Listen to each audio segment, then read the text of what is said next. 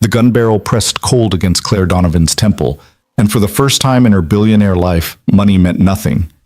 But in that crowded cafe, it wasn't her bodyguards who moved. It was the exhausted man in the corner booth, coffee, growing cold, worn jacket, hanging loose on his frame. Daniel Reed had sworn his fighting days were over, buried with his wife and the ghosts of Black Ops missions that never existed. Yet as his fingers wrapped around the gunman's wrist, muscle memory older than his daughter's lifetime took over. Some heroes don't wear suits. They wear the invisible scars of wars nobody talks about. Welcome to a story where salvation comes from the most unexpected places. I'm about to share a tale that will remind you why the quietest person in the room is often the most dangerous. Before we dive in, let me know in the comments what city you're watching from. I love seeing how far these stories travel across our beautiful country. The morning started like any other Tuesday in downtown Chicago. The rain hammered against the windows of Cafe Meridian, creating rivers that raced down the glass and blurred the city beyond. Inside, the familiar symphony of morning rush played out espresso machines, hissing keyboards, clicking conversations weaving together into white noise. Nobody noticed the man who entered at 8:47 a.m., water dripping from his black raincoat hand buried deep in his pocket. Daniel Reed sat in the corner booth, the same one he'd claimed every Tuesday for the past 3 months. His coffee had gone cold 20 minutes ago, but he hadn't noticed. His attention was fixed on the notebook before him, columns of numbers that refused to add up to anything close to hope. Rent was due in 4 days. Lily needed new shoes. She'd been hiding the holes in her current pair, stuffing them with paper towels so he wouldn't worry.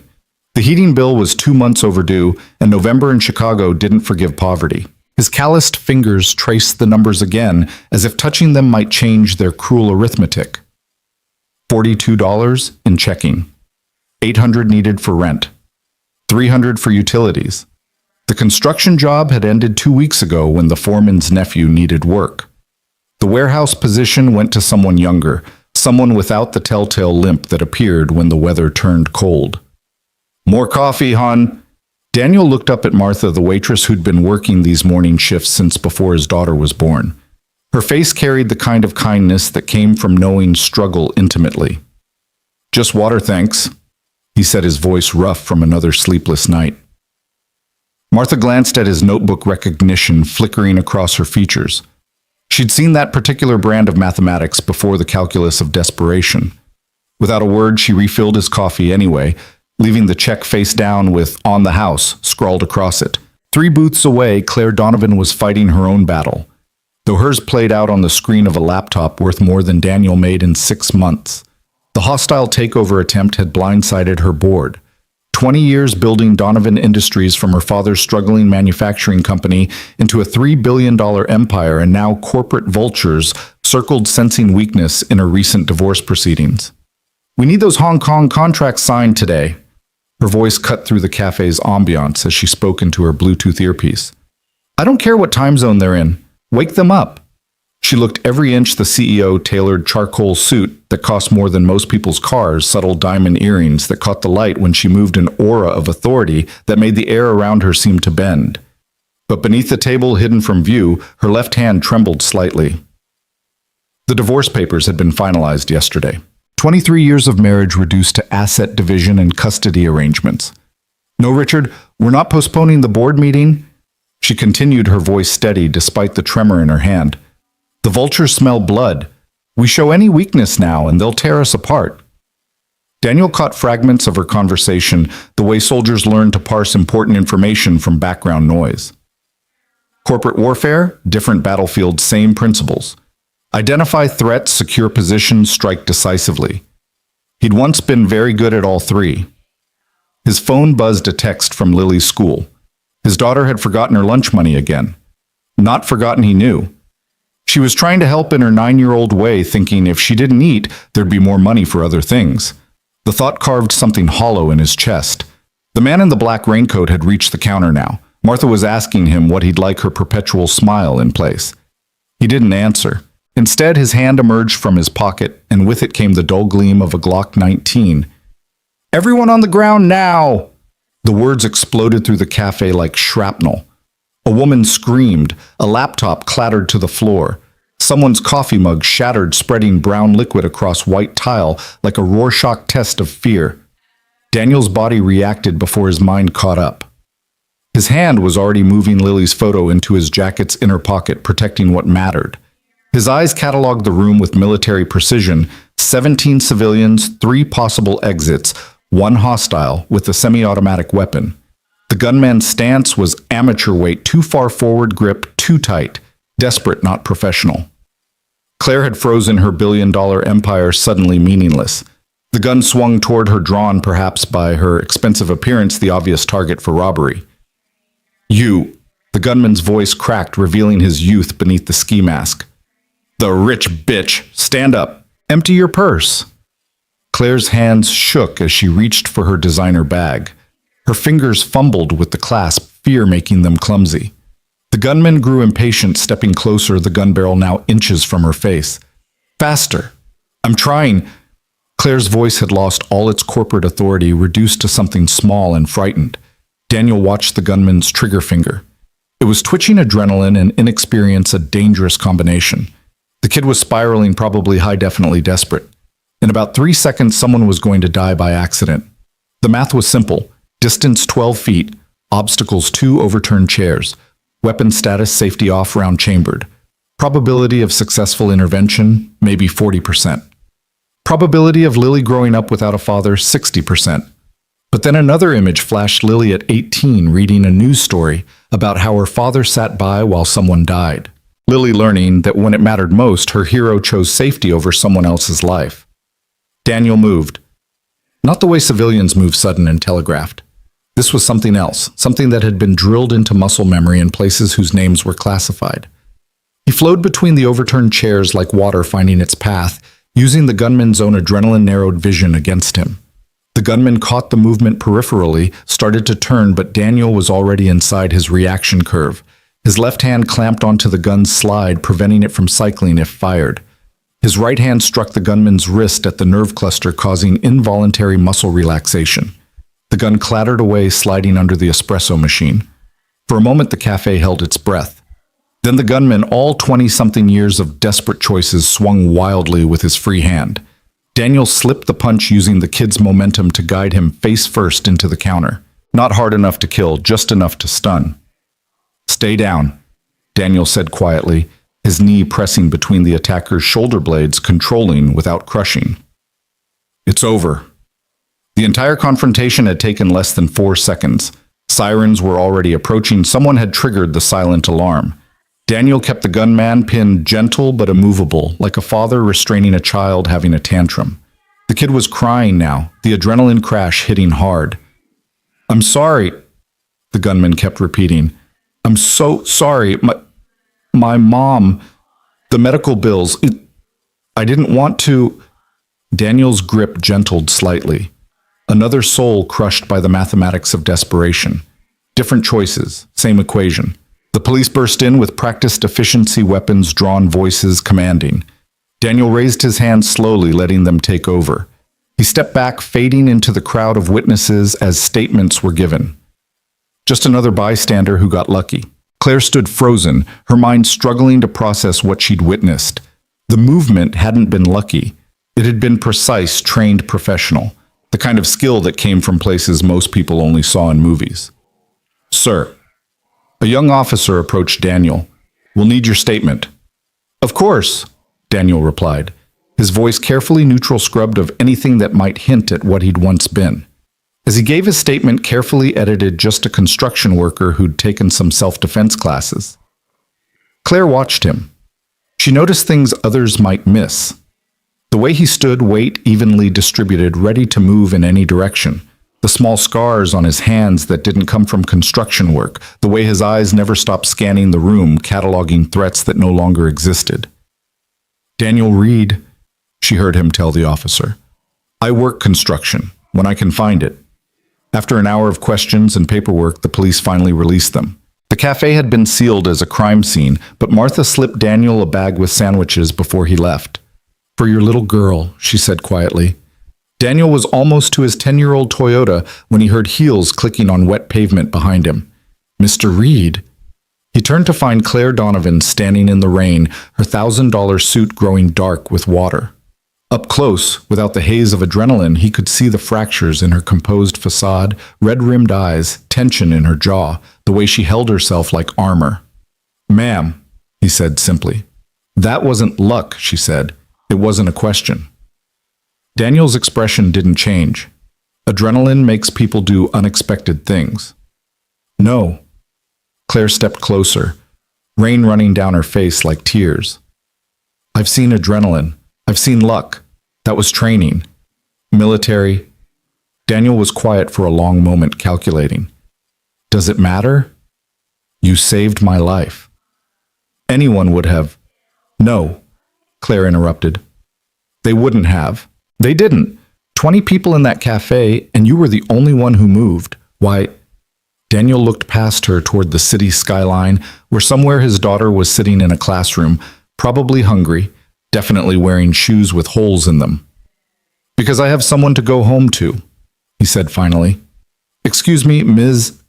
Donovan, Claire Donovan." She pulled out a business card executive cardstock that felt substantial even in the rain. "Please, let me at least buy you dinner, or help with—" She gestured at his old car, then caught herself realizing how it might sound. "I don't need charity," Daniel said, but without heat. He'd learned to swallow pride long ago. Pride didn't pay rent or buy school supplies. "It's not charity, it's gratitude." Claire paused, studying him. "You have a daughter." Daniel's expression shifted, protective instincts flaring. "How did you—" "You touched something in your pocket before you moved, the way someone touches a talisman. Then I saw the edge of a photo when you gave your statement. Pink backpack, big smile." Despite himself, Daniel felt his mouth twitch toward a smile. "Lily, she's 9. I have a daughter too, 16. She lives with her father now." Something passed across Claire's face. Pain quickly shuddered. "Please, Mr. Reed, let me at least offer you a reward. The media will pick this up, and Donovan Industries has a standard Good Samaritan bonus." "No." The word came out harder than intended. "No media, no rewards, no attention." Claire frowned. "But you're a hero." "I'm a father," Daniel corrected. "That's all, just a father trying to get by." He turned toward his car, but Claire's next words stopped him. "The eagle on your jacket." Daniel went very still. "Special Forces, isn't it?" Claire continued. "My brother was Navy. He had friends who wore that insignia, friends who did things that never made the news." "You're mistaken." Daniel's voice had gone flat, emotionless. "I don't think I am." Claire took a step closer. "Mr. Reed, I'm not trying to expose you or cause problems, but I know what I saw in there. That wasn't just military training. That was something more specialized." Daniel turned back slowly. For a moment, Claire saw something in his eyes that made her step back. Not fear, but recognition. This was a man who'd seen and done things that left marks deeper than scars. "Ms. Donovan," he said quietly, "you seem like a nice person. You have your life, your company, your world. I have mine. Let's leave it at that. What if I could offer you a job?" The words tumbled out before Claire could stop them. "Security, corporate protection. The pay would be—" "I install drywall," Daniel interrupted. "I fix roofs. I do honest work when I can find it. That's all I am now." "But you were—" "What I was doesn't matter anymore." His voice carried finality like a closing door. "Have a good life, Ms. Donovan. Stay safe." He got in his car, the engine coughing before catching. Claire stood in the rain, watching him drive away, her executive mind already working. She pulled out her phone. "Richardson, it's Claire. I need you to run a background check on someone, quietly.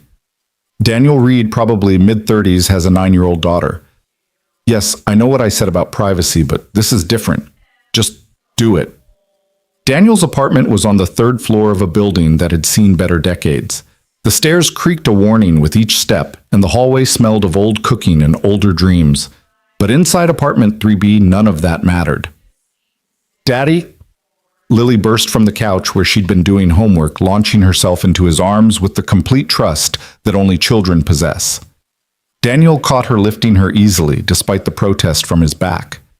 She was small for 9, delicate like her mother had been, but her smile could light up the darkest corners of his memory. "Hey, Butterfly," he said, using the nickname he'd given her when she was 3 and obsessed with the creatures. "How was school?" "Good. Mrs. Patterson says I'm the best reader in class." She pulled back to look at him, and her expression shifted. "You look tired." "Just a long morning," he set her down gently. "Did Mrs. Chen give you lunch?"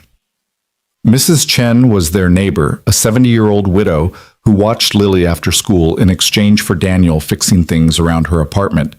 It was one of the few arrangements in his life that felt balanced. "Yes, but, Daddy," Lily's voice dropped. "I heard her on the phone. She said something about moving to Florida to be with her son." Another support beam removed from an already shaky structure. Daniel filed it away to worry about later. "We'll figure it out, Butterfly, we always do." Lily nodded, but he caught the worry in her eyes, too much understanding for 9 years old. Children in poverty grew up fast, learning to read the signs of strain in their parents' faces. "I got homework," she announced, returning to the couch where textbooks were spread across a coffee table held together with duct tape and determination. "Math today. I'm good at math." "Just like your mom," Daniel said softly. Sarah had been an accountant before the cancer. She tried to teach him about investments and savings back when they had enough money for such concepts to matter. Now, 3 years after her death, he could barely remember having a savings account, let alone what was in it. While Lily worked on fractions, Daniel sat at their small kitchen table and pulled out his phone. 3 messages from construction foremen, all variations of "nothing today, maybe tomorrow." 1 message from the VA hospital about an appointment he couldn't afford to keep, and something else. An unknown number had left a voicemail. "Mr. Reed, this is Jeffrey Richardson from Donovan Industries. Ms. Donovan asked me to extend an invitation for lunch tomorrow to discuss potential employment opportunities. No strings attached, just a conversation. Please call me at..." Daniel deleted the message. But an hour later, another came. "Mr. Reed, Claire Donovan again. I apologize for having my assistant call. That was inappropriate. I'm not good at owing people. And whether you want to admit it or not, I owe you my life. Please, just one lunch, if only so I can sleep better at night." He almost deleted that one too, but Lily chose that moment to announce she'd finished her homework. "Can we have spaghetti tonight?" she asked hopefully. Daniel checked the cabinet. They had pasta, but no sauce. They had bread, but no butter. They had hope, but no money. "How about mac and cheese?" he suggested, knowing they had 1 box left. "Okay," Lily agreed cheerfully, but he caught the flash of disappointment. The phone felt heavy in his hand. 1 lunch, what could it hurt? That night, after Lily was asleep, Daniel stood at her doorway watching her breathe. The apartment was cold. He'd turned the heat down to save money, but she was bundled under 3 blankets, only her dark hair visible. On her nightstand sat a photo of Sarah taken 2 months before the diagnosis. She was laughing at something off camera, probably one of Daniel's terrible jokes. Next to it was a Father's Day card Lily had made at school construction paper and glitter declaring him world's best dad. He wasn't the world's best anything. He was just a man trying to outrun ghosts while standing still trying to be normal, while his hands remembered violence trying to raise a daughter when some days he could barely raise himself from bed. His phone buzzed. Another unknown number. "Mr. Reed, you don't know me, but I know you, or knew you. In Kandahar, in Mogadishu, in places that don't exist. I heard you were out. I heard you were struggling. Some of us don't forget our brothers. There's work if you want it, the kind that pays well and doesn't ask questions. Think about it. Your daughter deserves better than mac and cheese." Daniel's blood went cold. He deleted the message, then went to the window, scanning the street below. Nothing unusual, just the normal tableau of urban decay. But they'd found him. After 3 years of careful anonymity, they'd found him. He returned to Lily's doorway. She'd kicked off one of the blankets in her sleep, and he carefully tucked it back around her. "Your daughter deserves better." They weren't wrong, but better at what cost. He'd left that world for a reason. The weight of secrets, the burden of necessary evils, the slow erosion of humanity. He'd walked away from it all. When Sarah died, promising her ghost He'd be the father Lily needed.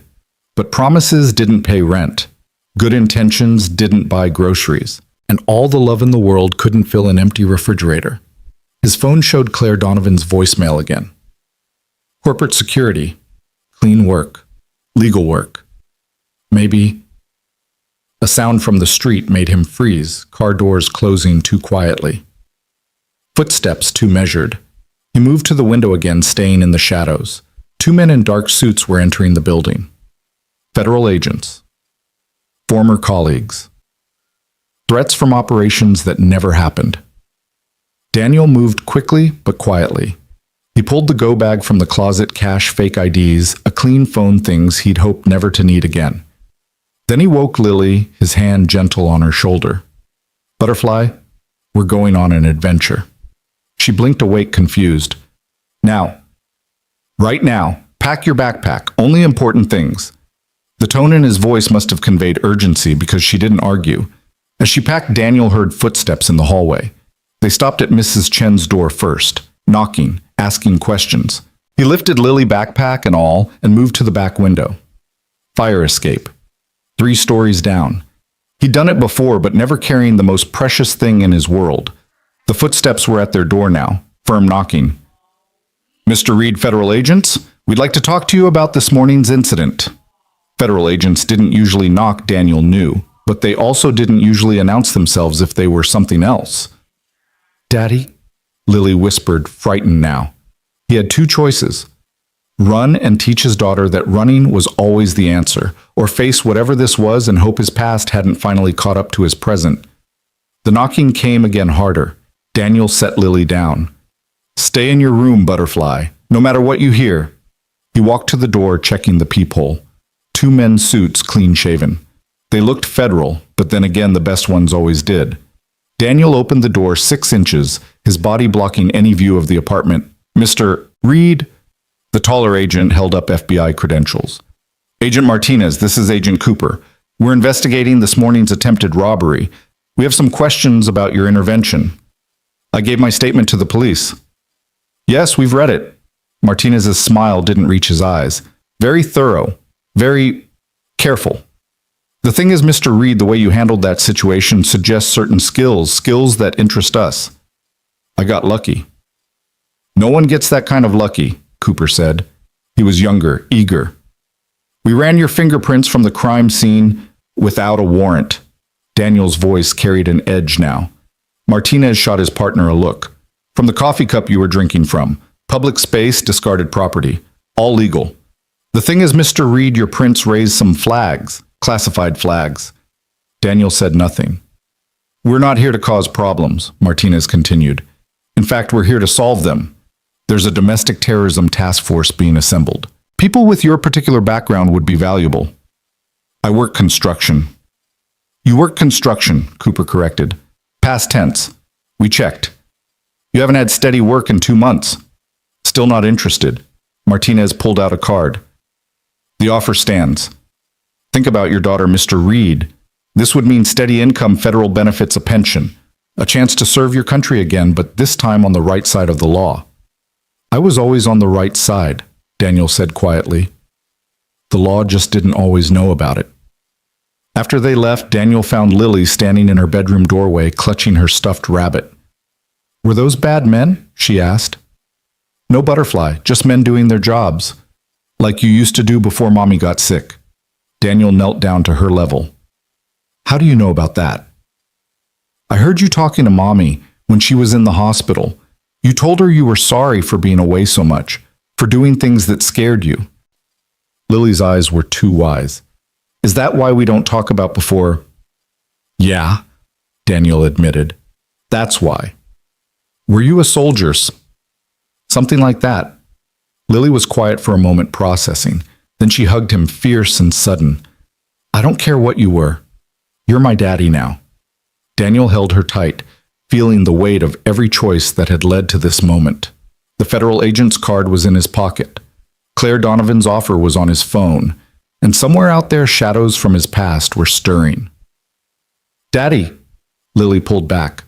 Are we still going on an adventure? No, Butterfly, not tonight. Good. Because I have a spelling test tomorrow. As she went back to bed, Daniel stood at the window again, watching the street. The agents were gone, but the feeling of exposure remained. 3 years he'd managed to stay invisible. One moment of action of being who he used to be, and the carefully constructed normal life was cracking. His phone rang. Claire Donovan again. This time he answered. Miss Donovan? Mr. Reed. She sounded surprised. I didn't expect you to pick up. Federal agents just left my apartment. What are you in trouble is this about? It's about choices, Miss Donovan, the kind that follow you. He paused. That lunch offer. Is it still available? Of course, tomorrow noon. Somewhere public, somewhere with multiple exits. Mr. Reed, you're scaring me a little. Good. You should be scared. The world's scarier than most people realize. Your world especially. What do you mean? Daniel thought about the hostile takeover she'd mentioned in the cafe. The tremor in her hands, the way power attracted predators. We'll talk tomorrow. Text me the address. After he hung up, Daniel checked on Lily one more time. She was sleeping peacefully, unaware that their life was about to change. He pulled out the federal agent's card, then Claire Donovan's business card, weighing them like opposing futures. Both offered escape from poverty. Both came with costs. But one kept him in the shadows, and the other might let him step into the light. His phone buzzed with a text from Claire, an address for a restaurant downtown, the kind with cloth napkins and multiple forks. Another world entirely. Daniel sat in the dark living room surrounded by the debris of diminished dreams and made a decision. Not for himself, he'd given up making decisions for himself when Sarah died, but for the little girl sleeping in the next room, wearing pajamas that were getting too small, dreaming whatever dreams 9-year-olds dream when their world is held together by a father's failing strength. Tomorrow, he would have lunch with Claire Donovan. He would listen to her offer, and maybe, just maybe, he would find a way to be both the father Lily needed and the man his skills demanded he be. But tonight, he would stand watch, because that's what fathers did. That's what soldiers did. And despite 3 years of pretending otherwise, that's what he would always be, a guardian, standing between the innocent and the dark. The rain had stopped, but storm clouds still gathered on the horizon. Daniel could feel them the way he'd once felt ambushes waiting, a tension in the air, a wrongness in the pattern. Change was coming whether he wanted it or not. The only question was whether he'd meet it head-on or let it catch him from behind. His phone lit up with another unknown number. This time, he didn't answer. But the voicemail was short and chilling. Phoenix, Mogadishu, Black Site, Delta. If you remember any of these, you know why I'm calling. Your new friend, Ms. Donovan, has enemies. Enemies with connections to our past. Watch yourself, brother, and watch her. The game isn't over. Daniel closed his eyes, feeling the weight of history settling on his shoulders like an old familiar pack. He'd thought he could leave it all behind, the operations that never happened, the enemies who didn't exist, the brotherhood forged in classified fire. But some things you couldn't outrun. Some debts came due no matter how far you ran, and sometimes the only way to protect the future was to face the past. Tomorrow, he would have lunch with Claire Donovan. But tonight, he would remember who he used to be. Because the man in the cafe, the one who'd moved without thinking, who'd saved a life with muscle memory older than his daughter, that man had never really gone away. He'd just been waiting. And now, whether he liked it or not, it was time to wake up. The restaurant Claire had chosen occupied the 40th floor of the Meridian Tower. All glass walls and impossible views of Chicago spreading out like a circuit board below. Daniel stood in the lobby, acutely aware of his best jacket, which meant the one with the fewest visible repairs, and watched executives flow past him like schools of expensive fish. His reflection in the polished marble looked exactly like what he was, a man who didn't belong here. Mr. Reed. A young woman in a suit that probably cost more than his monthly rent appeared at his elbow. Ms. Donovan is waiting for you. This way, please. The elevator rose smoothly, silently, carrying him away from his world and into hers. Through the glass walls, he watched the city shrink below, problems becoming ant-sized, invisible from such heights. That was the thing about power, he thought. It let you rise above the mess until you couldn't see it anymore. Claire was seated at a corner table, positioned perfectly to see both the view and anyone approaching. Smart positioning, Daniel noted. Whether by instinct or design, she'd chosen the tactical ground. She stood when she saw him, and for a moment neither spoke. She looked different than she had in the cafe composed now, armored in corporate elegance. But Daniel could still see the fractures the way she held her phone like a lifeline, the slight shadows under carefully concealed eyes. "Mr. Reed, thank you for coming." "Ms. Donovan." He sat carefully, the chair probably worth more than his car. "Please call me Claire."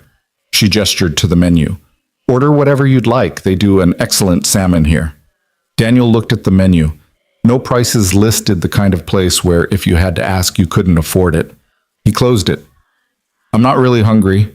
Claire studied him for a moment, then closed her own menu. "Neither am I, actually. It's strange, isn't it? How trauma affects appetite. After my father died, I couldn't eat for a week. After my divorce," she trailed off, catching herself. "I'm sorry. You didn't come here for my problems." "Everyone has problems," Daniel said simply. "Rich or poor, we're all fighting something." "What are you fighting, Mr. Reed?" said. "Poverty," he answered honestly, "and the temptation to take shortcuts out of it." Claire leaned forward. "What kind of shortcuts?" "The kind that would take me away from my daughter. The kind that would turn me back into someone she wouldn't recognize." He met her eyes directly. "I got a job offer last night, 2 actually. Neither of them legal. But you're here instead." "I'm here because you're the only one offering something that might let me stay who I've been trying to become." A waiter appeared, silent as smoke. Claire ordered for both of them soup, bread, simple things. After he left, she pulled out a tablet. "I had my people do some research, she began, then caught his expression.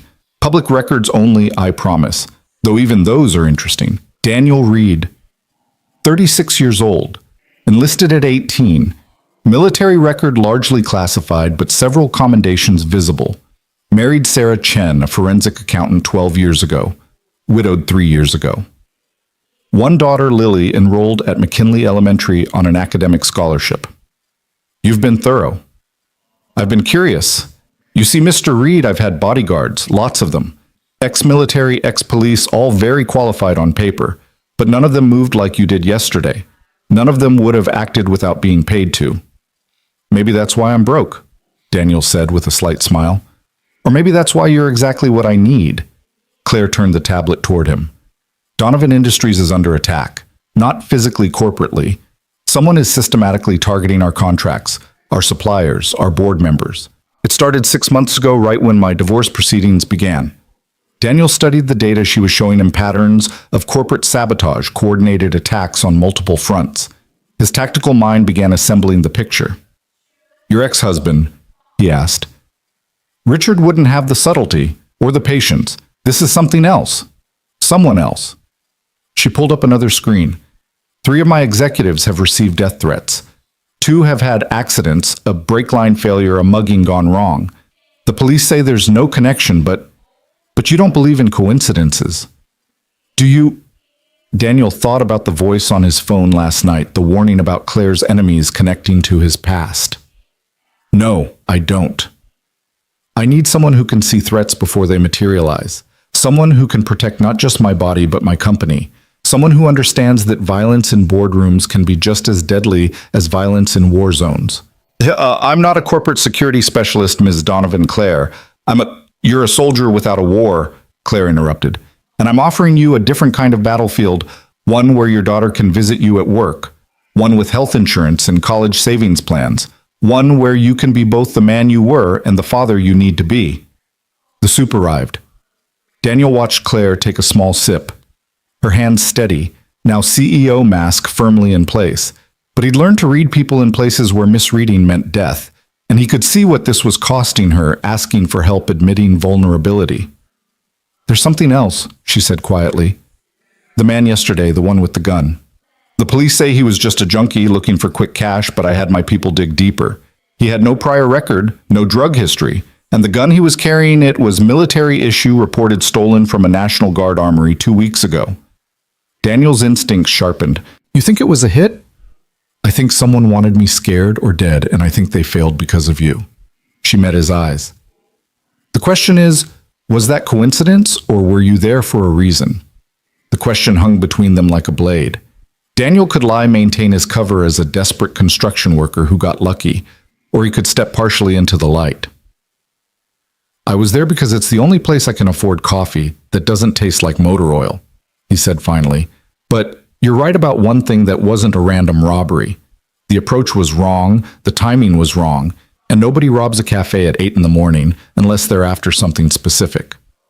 Or someone specific. Or that. Claire pushed the tablet across the table again. This time it showed a number that made Daniel's breath catch. That's the salary I'm offering, plus benefits, plus a signing bonus that would handle any immediate debts.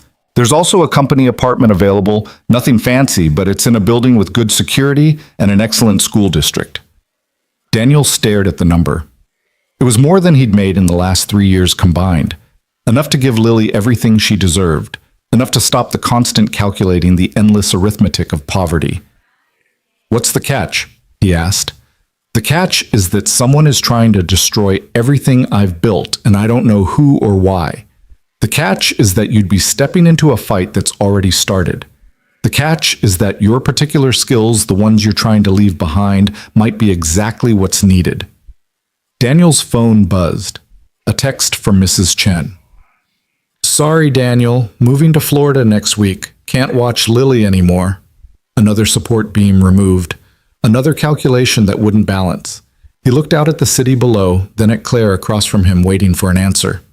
I need to make a call, he said. Claire nodded and Daniel stepped away from the table, finding a quiet corner near the windows. He dialed a number he hadn't used in 3 years. Well, well. The voice that answered was amused. Daniel Reed rises from the dead. Marcus, I need a favor.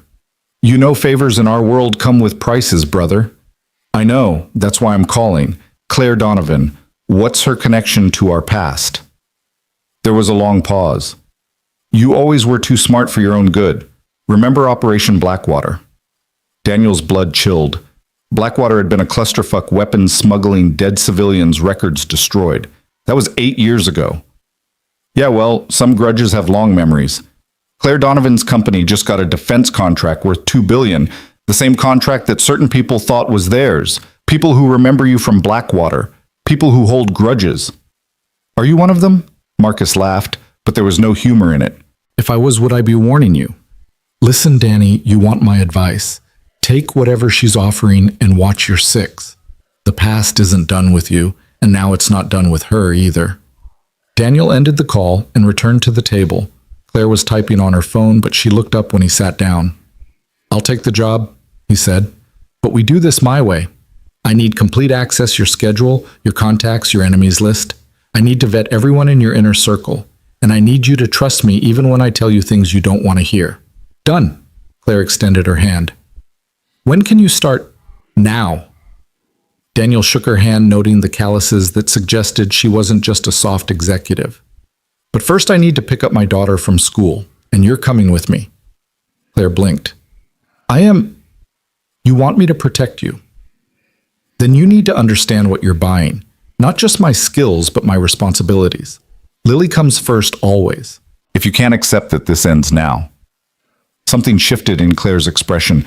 Respect maybe, or recognition. I have a daughter too. Remember, I understand priorities. An hour later, Claire's BMW pulled up outside McKinley Elementary, a building that looked like it had been forgotten by the city decades ago. Paint peeled from walls, windows were reinforced with mesh, and the playground equipment was more rust than metal. This is where Lily goes to school. Claire couldn't hide her shock. Academic scholarship, Daniel reminded her. They have a good gifted program, even if everything else is falling apart. They waited by the entrance as children flooded out. Daniel spotted Lily immediately. She was smaller than the others, walking alone with a book clutched to her chest. When she saw him, her face lit up like sunrise. Daddy, you're early. She ran to him, then stopped short when she noticed Claire. Who's this? Lily, this is Ms. Donovan. She's my new boss. Lily's eyes widened. You got a job? The hope in her voice nearly broke Daniel's heart. Claire knelt down to Lily's level designer suit, be damned. Your father is going to be working with me, she said gently. He's going to help keep my company safe. Like he keeps me safe? Lily asked. Exactly like that. Lily studied Claire with that unfiltered intensity children possessed. Are you nice? I try to be. Good, because my daddy deserves nice people. Lily took Daniel's hand. Can we go home now? I have to finish my science project. As they walked to the car, Claire watched Daniel transform. The hypervigilant soldier relaxed into something softer, listening as Lily chattered about her day carrying her backpack that was clearly too heavy for her small frame. This was what she was really hiring, not just the warrior, but the father who'd chosen his child over everything else. Ms. Donovan? Lily's voice interrupted her thoughts. Do you have a car? I do. Is it nice? It's very nice. Lily considered this. We have a car too. Makes funny noises, but Daddy says that's just it, talking to us. Claire caught Daniel's slight embarrassment and made a decision. Would you like a ride home? We could all go together. The apartment building looked even worse in the afternoon light. Claire's BMW looked absurdly out of place among the broken windows and graffiti-covered walls. But she followed them up the 3 flights of stairs without comment, though Daniel noticed her cataloging security vulnerabilities. No camera-broken locks, too many blind corners. Inside the apartment, Lily immediately went to the table to work on her project, a solar system made from styrofoam balls and paint. Claire stood in the doorway, taking in the sparse but clean space, the careful organization that spoke of making do with less. Can I help? She asked Lily. Do you know about planets, A little. I studied astronomy in college, actually.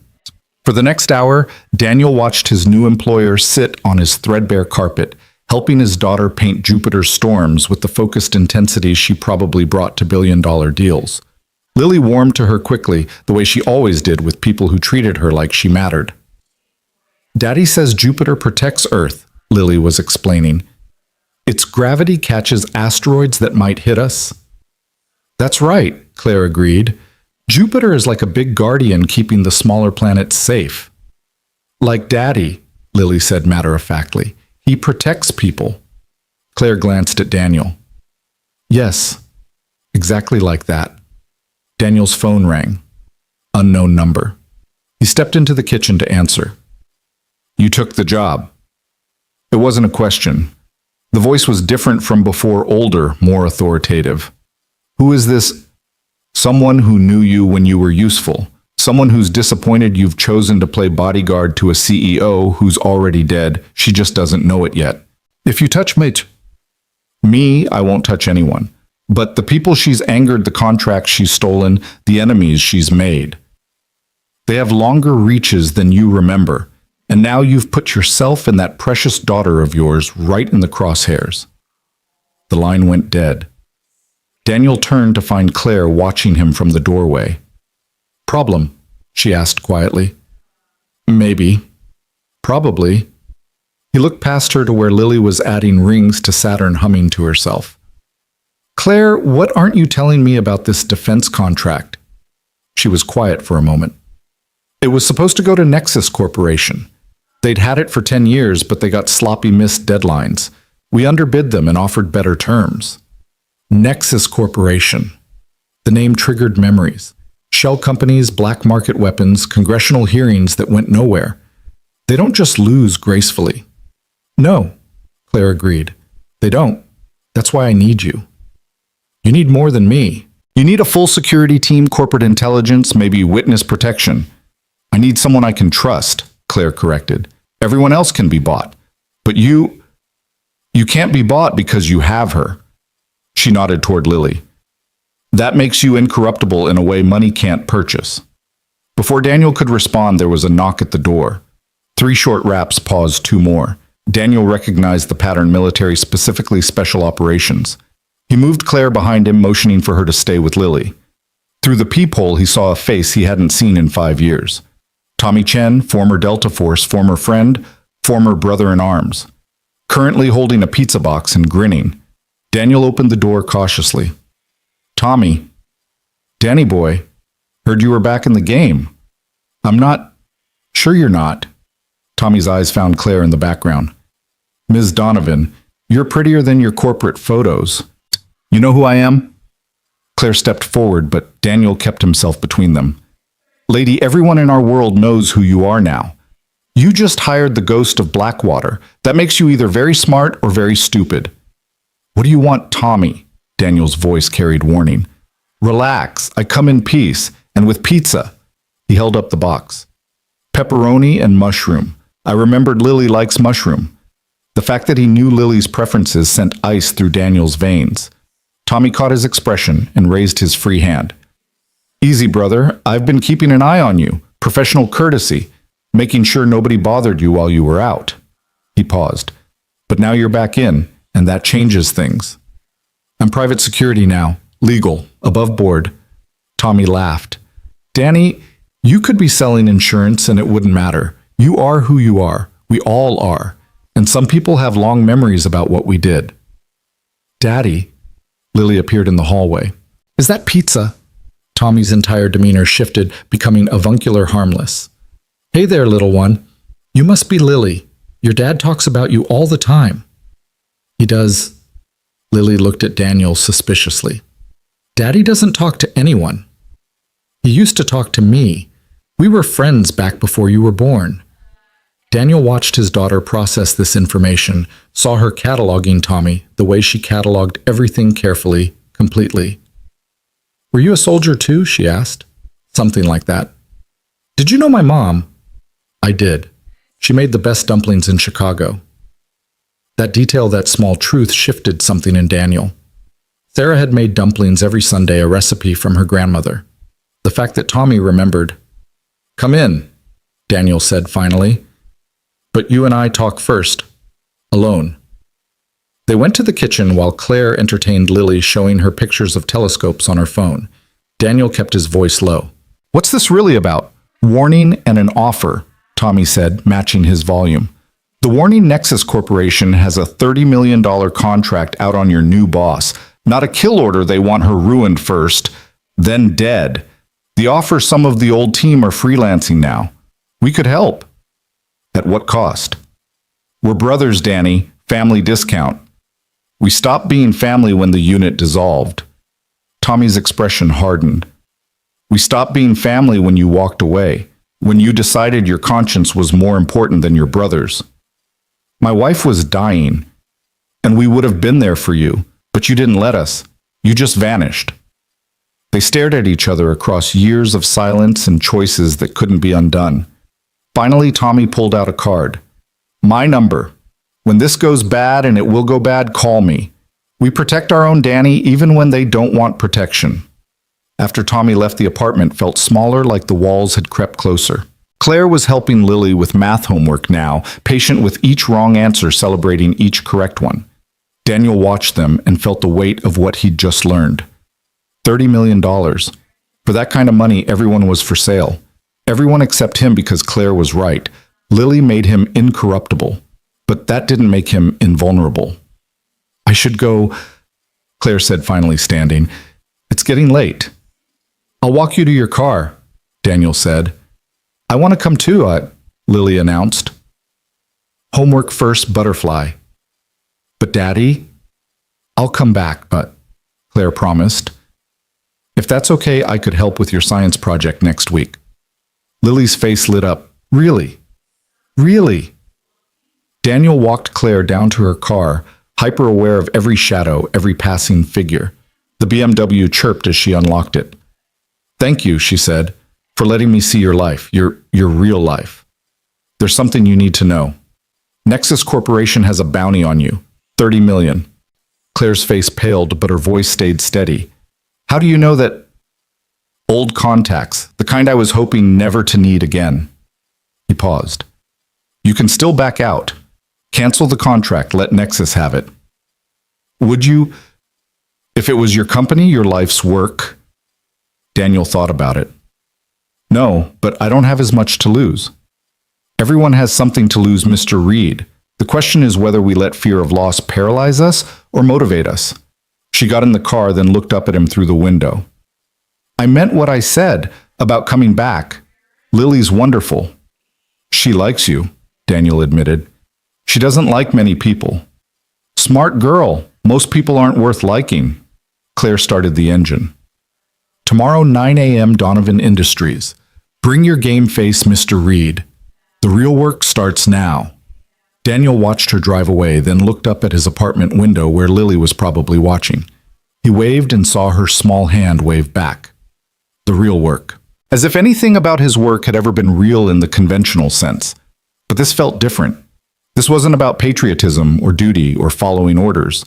This was about a little girl who deserved better, and a woman who'd sat on his floor painting planets, and the possibility that maybe, just maybe, he could be more than the sum of his sins.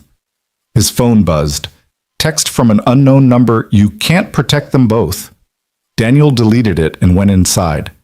Lily was at the table working on Jupiter's moons, now tongue stuck out in concentration.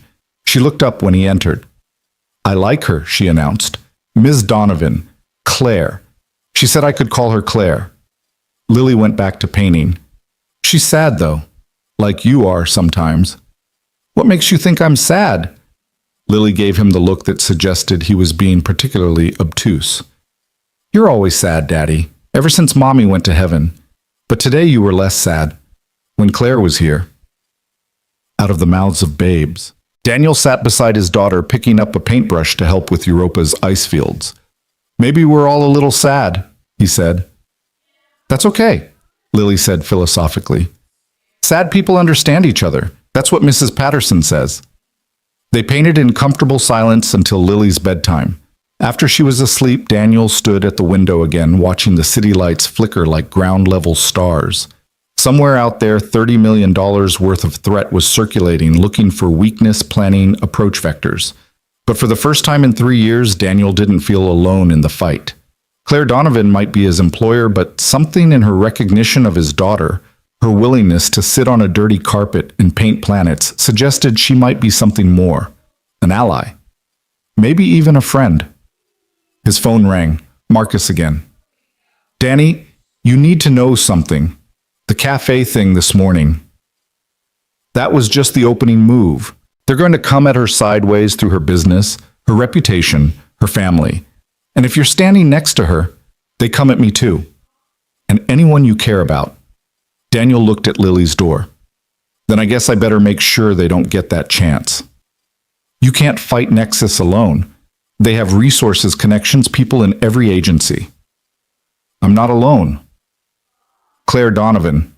She's a civilian Danny. When the real violence starts, then I'll handle it. It's what I do." "What you did. Past tense. You've been out for 3 years. You're rusty. You're isolated, and you've got a vulnerability that everyone can see." "My daughter is not a vulnerability. She's a leverage point. And in our world, leverage is everything." After Marcus hung up, Daniel went through his nightly routine, checking locks, securing windows, placing early warning devices. But tonight he added something new. He pulled out the go bag and updated its contents, adding copies of Lily's medical record, school transcripts, everything she'd need if they had to run. Then he sat in the dark in the chair that faced the door and did what he'd done in 100 safe houses in a dozen countries. He kept watch. Because that's what guardians did. They stood between the innocent and the dark. And sometimes if they were very lucky or very good, they got to see the sunrise. Tonight Daniel would settle for making it to morning. Tomorrow he would walk into Claire Donovan's world and try to keep her alive. But right now his job was simpler. Make sure his daughter woke up safe in her own bed, ready to face another day of 4th grade. The city hummed outside, unaware that war had been declared in its shadows. Corporate war, shadow war, the kind that happened in boardrooms and back alleys with equal lethality. Daniel Reed was back in the game whether he wanted to be or not. But this time he wasn't fighting for country or duty or orders from men who would deny his existence if things went wrong. This time he was fighting for the 2 people sleeping under his protection, one by blood, one by choice. And that he thought, as the night deepened around him, made all the difference. The Donovan Industries building rose 47 floors into Chicago's morning sky, all black glass and steel ambition. Daniel stood in the lobby at 8:45 a.m., wearing his only suit purchased 3 years ago for Sarah's funeral and not worn since. Security guards watched him with professional interest, noting the way he cataloged exits, cameras, defensive positions. Old habits announcing themselves like signatures. "Mr. Reed." A young man appeared, all nervous energy and tablet clutching. I'm James, Ms. Donovan's assistant. She's expecting you. The executive elevator climbed silently past floors of corporate machinery Daniel didn't understand and wasn't sure he wanted to. James was explaining something about security protocols, badge access, parking validation. Daniel heard none of it. His attention was fixed on the reflection in the elevator's polished doors. Two men in suits had entered the lobby 30 seconds after him and were now waiting by the main elevators. Does Ms. Donovan have any meetings scheduled this morning? Daniel interrupted. Just the board review at 10. Why? No reason.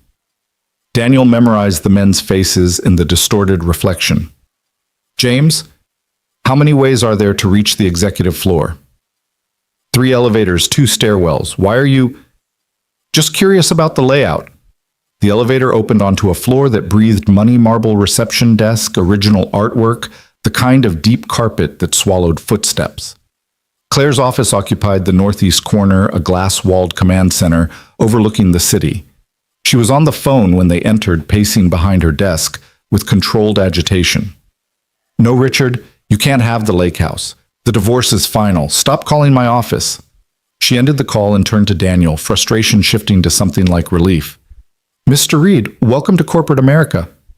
We need to talk about your security, starting with the 2 men who followed me into the building. Claire's expression sharpened. Description. Mid-30s, professional suits but wrong shoes, tactical boots, not dress shoes. They're trying to blend, but they're military or ex-military. They split up at the elevators, probably taking different routes up. Claire moved to her desk, pressing an intercom. Security to the executive floor, possible unauthorized access. Also, Daniel continued, your ex-husband. How bitter is the divorce? On a scale of 1 to 10, 15. Claire pulled up something on her computer. Richard got the house in Winnetka, half the joint assets, but he wanted more. He wanted the company shares my father left me. Would he work with Nexus? Richard would work with the devil himself if it meant hurting me. She paused. You think he's involved? I think $30 million makes strange bedfellows. Daniel moved to the window, checking angles. This office is too exposed. Anyone with a rifle and a building within 800 meters has a clear shot. Comforting thought. I'm not here to comfort you. I'm here to keep you alive. Before Claire could respond, the door burst open. Not security, the 2 men from the lobby moving with practiced coordination. Daniel was already in motion, pushing Claire behind the desk as the first man reached for something inside his jacket. The math was instant. 2 hostiles, 1 client to protect limited cover. Daniel grabbed the desk lamp, heavy brass, expensive, perfect, and launched it at the first man's head. It connected with a satisfying crack, sending him stumbling. The second man was faster, smarter. He had his weapon out, not a gun, a taser. Less lethal, meant to incapacitate, which meant they wanted Claire alive. Daniel rolled across the desk using momentum to close distance. The taser fired electrodes cutting through air where he'd been a second before. Before the man could reload, Daniel was on him, applying a chokehold that would drop him in 8 seconds. But the first man was recovering blood streaming from his scalp, reaching for his own weapon. Claire, to her credit, didn't freeze. She grabbed the award from her desk, some crystal monstrosity for business excellence, and brought it down on his reaching hand. Bones cracked. Security finally arrived, flooding the office with uniforms and questions. The 2 attackers were zip-tied, searched, processed. They carried no identification, refused to speak. Professional contractors. Take them to holding, Claire ordered, every inch the CEO, despite the adrenaline shaking. Call CPD, but keep this quiet. No media. After security left with the attackers, Claire sank into her chair. That's twice in 2 days someone's tried to hurt me.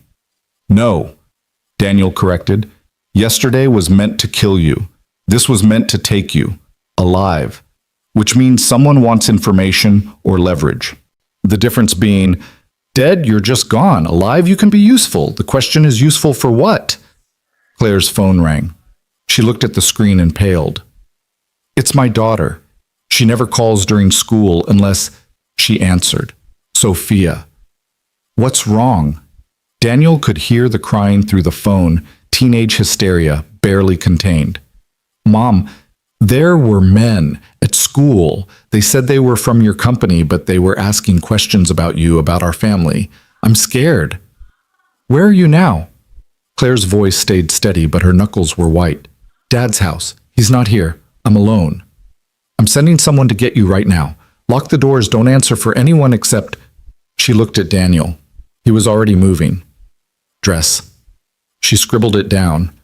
Winnetka, North Shore, 30 minutes in good traffic. Daniel. I'll get her, but you need to go somewhere secure. Not here, not home. Somewhere unexpected. Where? Daniel thought about it. My apartment. Are you serious? It's the last place anyone would look for you. James can drive you. Don't use your car, don't use company vehicles. Take a cab, pay cash. He headed for the door, then turned back. Claire, does your daughter know how to defend herself? She's 16. She does field hockey. That's not what I asked. Then no, she doesn't. Daniel nodded and left. The elevator ride down felt eternal. Every second meant Sophia was a lone, vulnerable bait for whoever was orchestrating this. He reached his car, the ancient Toyota that nobody would track, and pushed it hard toward the North Shore. The house in Winnetka was everything Daniel expected, massive, pristine, a monument to wealth that didn't guarantee happiness. He parked 3 houses down, approaching on foot, cataloging. No suspicious vehicles, but fresh tire tracks in the driveway that didn't match the BMW parked there. The front door was ajar. Daniel drew the knife he always carried. Nothing dramatic, just functional steel that had saved his life more than once. He entered silently, hearing voices from upstairs. A man's voice, calm, reasonable. Your mother just needs to return what she took Sophia. Then everyone can go back to normal. I don't know what you're talking about. The girl's voice, terrified but trying to be brave. The defense contracts, the files she stole from Nexus. We know she has them. Daniel moved up the stairs, testing each step for creaks. The voices came from the second door on the right. Through the crack, he could see Sophia, blonde like her mother, that same stubborn jaw, sitting on her bed. A man stood near the window suit, immaculate gun held casually. Perhaps we should call your mother together, the man was saying. Explain the situation. Daniel entered the room like smoke becoming solid. The man turned, gun rising, but Daniel was already inside his guard. The knife took him in the shoulder, deliberately missing anything vital. The gun fell, and Daniel followed up with an elbow strike that dropped the man unconscious. Sophia screamed, then recognized something in Daniel's purposeful calm. Your mom's new security? Something like that. We need to go. Now. She grabbed a backpack, stepping carefully around the unconscious intruder. Is he alive? Won't be happy when he wakes up, but alive. Daniel pocketed the man's gun, checked his pockets. Another professional, another dead end. Your mom's safe. She's worried about you. In the car, Sophia was quiet for several minutes, processing. Then, you're not normal security, are you? What makes you say that? Normal security would have called the police. You just stabbed a guy and kidnapped me. I'm rescuing you. There's a difference. Is there... Because from where I'm sitting, you're just another dangerous man my mom trusts for some reason. Daniel glanced at her, 16 years old, her world imploding, but still thinking clearly. You're right. I am dangerous. But I'm dangerous in your favor, which right now makes me your best option. Where are we going? Somewhere safe. That's not an answer. It's all the answer you're getting. They drove in silence until Sophia spoke again. My parents' divorce. It's connected to this, isn't it? Dad kept saying Mom was paranoid that she was making up threats to get sympathy from the judge. What do you think? I think my mom might be a lot of things, but paranoid isn't one of them. She stared out the window. I think my dad might be involved in something bad. Daniel's phone rang. Claire. I have her. She's safe. Thank God. Daniel, the men who attacked my office, one of them talked. They were hired by Richard. My ex-husband actually hired people to kidnap me. Daniel looked at Sophia, who was watching him intently. We need to discuss this in person. Are you at the location? Yes, your neighbor Mrs. Chen, she let me in. She's lovely, by the way, making tea and asking about my divorce like we're old friends. Despite everything, Daniel almost smiled. Mrs. Chen had that effect on people. We're 20 minutes out. Daniel, thank you for everything. He ended the call to find Sophia studying him. My dad hired those men. There was no point lying. Apparently, to hurt my mom, to take her somewhere. We don't know why yet. Sophia was quiet for a moment, then laughed bitterly. He always said she'd regret leaving him. I just thought he meant emotionally, not this. I'm sorry. For what you didn't marry him. You didn't spend 16 years watching him slowly become someone else. Someone mean. She wiped her eyes angrily. Is my mom really at your apartment? Yes. Is it safe there? Daniel thought about the building, the broken locks, the shadows where threats could hide. Safer than anywhere else right now. Oh, that's not really an answer either. You're right, it's not. When they reached the apartment building, Daniel made Sophia wait in the car while he cleared the stairwell.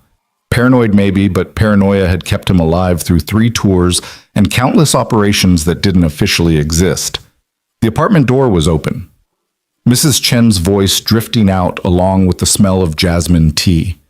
Inside, Claire sat on the couch, the same spot where she'd painted planets with Lily the night before, looking oddly at home in the shabby surroundings. Sophia. She flew to her daughter, holding her tight. Are you okay? Did anyone hurt you? I'm fine, Mom. Your scary friend stabbed someone, but I'm fine. Claire pulled back, looking at Daniel. You stabbed someone. Just a little. A little? Shoulder wound, he'll live. Mrs. Chen appeared from the kitchen with more tea, seemingly unfazed by the conversation. In my day, we knew how to handle bad men. My husband, God rest him, he kept a baseball bat by the door. Very effective. Mrs. Chen, Daniel said gently. You should go to your apartment. Lock the door. Nonsense. This is the most excitement I've had in years. She settled into the threadbare armchair like a queen on her throne. Besides, someone needs to be here when little Lily gets home from school. Daniel checked his watch. 2:30. Lily would be home in an hour, walking into whatever this was becoming. We need to move, he said. All of us. Somewhere actually secure. Where? Claire asked. My house is compromised. Richard knows all my properties. The company isn't safe. I might have an option. Daniel pulled out the card Tommy had left. He didn't want to make this call, didn't want to owe these kinds of favors, but Lily's safety trumped his pride. Give me a minute. He stepped into the bedroom, dialing. Tommy answered on the first ring. That was faster than I expected. I need a safe house, tonight. Secure enough for 2 adults, 2 kids. Kids? Tommy's voice sharpened. Danny, what have you gotten into? The client's daughter is 16. And Lily, I can't leave Lily out of this. Jesus. Okay, yeah, I've got a place, suburb called Oak Park, completely off the grid. But Danny, this isn't free. I know. I don't mean money. You come back to us even for this and you're back in.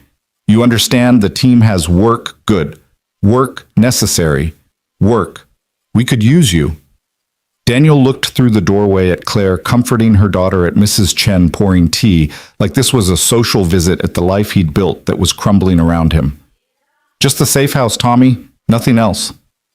Famous last words, brother. Tommy gave him the address and access codes. Daniel returned to find Claire on her phone, voice sharp with authority. I don't care what the board says. Richard is no longer authorized for any company access. Yes, revoke everything. Key cards, passwords, parking pass, everything. Sophia sat beside her, looking younger than 16, overwhelmed by the collapse of her family's facade. Mrs. Chen was patting her hand, murmuring something about resilience and women surviving worse. Daniel's phone buzzed. School alert, early dismissal due to a water main break. Lily would be walking home in 10 minutes, not an hour. I have to go, he said. Claire looked up. What's wrong? Lily's getting out early. I need to... The apartment door exploded inward, not kicked, blown. The concussion knocked everyone sprawling, ears ringing, vision blurred. Through the smoke, figures in tactical gear poured in, weapons raised, laser sights cutting through the haze. Daniel rolled instinct, overriding the pain in his ribs, pulling Claire behind the overturned couch. Sophia screamed. Mrs. Chen was on the floor, not moving. Nobody move. The lead operator's voice was mechanically distorted. Claire Donovan, you're coming with us. Like hell she is, Daniel growled, calculating angles. 6 operators, full tactical gear, automatic weapons. The math was impossible. But then another voice, familiar and amused, "Stand down, Danny. Nobody needs to die today." Richard Donovan stepped through the ruined doorway, immaculate in a suit that probably cost more than the apartment. He looked at his ex-wife with satisfaction, at his daughter with dismissal, at Daniel with mild interest. "So you're the famous Daniel Reed, the ghost of Blackwater. I have to say, I expected someone more impressive." "Dad?" Sophia's voice was small, disbelieving. "What are you doing? Business, sweetheart, adult business. You wouldn't understand." "You're terrorizing Mom. I'm recovering what's mine. What she stole in the divorce." He turned to Claire. "The Nexus files. I know you have them. Evidence of their dealings, their congressional bribes, their black market operations." "I don't know what you're talking about," Claire said, but Daniel heard the lie in it. "Of course you do. You've been gathering evidence for months, planning to expose them, destroy them. Noble, really. Stupid, but noble." One of the operators spoke. "Sir, we need to move. Local law enforcement will respond to the explosion." "In this neighborhood," Richard laughed, "we have at least 20 minutes. He looked at Daniel. "Here's what's going to happen. Claire comes with us. We have a conversation about those files. Then, depending on her cooperation, maybe she goes home. Maybe she doesn't." "Dad, you can't—" "Sophia, be quiet. You're emotional. You don't understand." "I understand you're a monster." Tears were streaming down her face. "Mom was right about you." Richard's face darkened. "Watch your tongue, young lady. Or what? You'll kidnap me too." The slap was sudden, vicious. Sophia fell back, blood on her lip. Claire lunged forward, but the operator's weapons tracked her laser dots clustering on her chest. That's when Daniel heard it, footsteps on the stairs. Light quick. A child's pace. Lily. "No," he breathed. Richard heard it too, smiled. "Ah, yes. The daughter. Little Lily, isn't it? Perhaps she should join our conversation. Children have such a clarifying effect on their parents' decisions." "You touch her." Daniel's voice had gone beyond cold, beyond threat, into something primal. "And I will end you." "With what? You're outnumbered, outgunned, and out of options." The footsteps were closer now. Daniel could hear Lily humming the song Sarah used to sing about butterflies and dreams. "Please," Daniel said the words, scraping his throat. "She's 9 years old. She has nothing to do with this." Neither did Sophia, but that didn't stop you from involving her. The door, what was left of it, pushed open. Lily stood there, backpack sliding from her shoulders, eyes wide at the destruction, the armed men, the blood on Sophia's face. "Daddy..." "It's okay, Butterfly," Daniel said, not moving, not wanting to trigger the operators. "These people were just leaving." "I don't think so," Richard said. He nodded to one of the operators. "Bring the child." The operator moved toward Lily. Daniel's world narrowed to a single point of absolute clarity. He'd made thousands of tactical decisions in his career, calculated odds in firefights and ambushes, but none of them mattered now. There was only one equation that mattered: Lily's safety against everything else. He moved. Not toward the operator approaching Lily, but toward Richard. The unexpected vector bought him half a second, enough to get his hand around Richard's throat, using him as a human shield. "New deal," Daniel said, his voice carrying the weight of every life he'd taken, every line he'd crossed. "Everyone leaves, now, or I snap his neck." The operators hesitated, weapons wavering between Claire and Daniel's position. "He's bluffing," Richard gasped. Daniel applied pressure just enough to demonstrate expertise. "I've killed 37 people in service to this country. You wouldn't even make the top 10 most difficult." "Daddy?" Lily's voice was terrified. "Close your eyes, Butterfly, and cover your ears."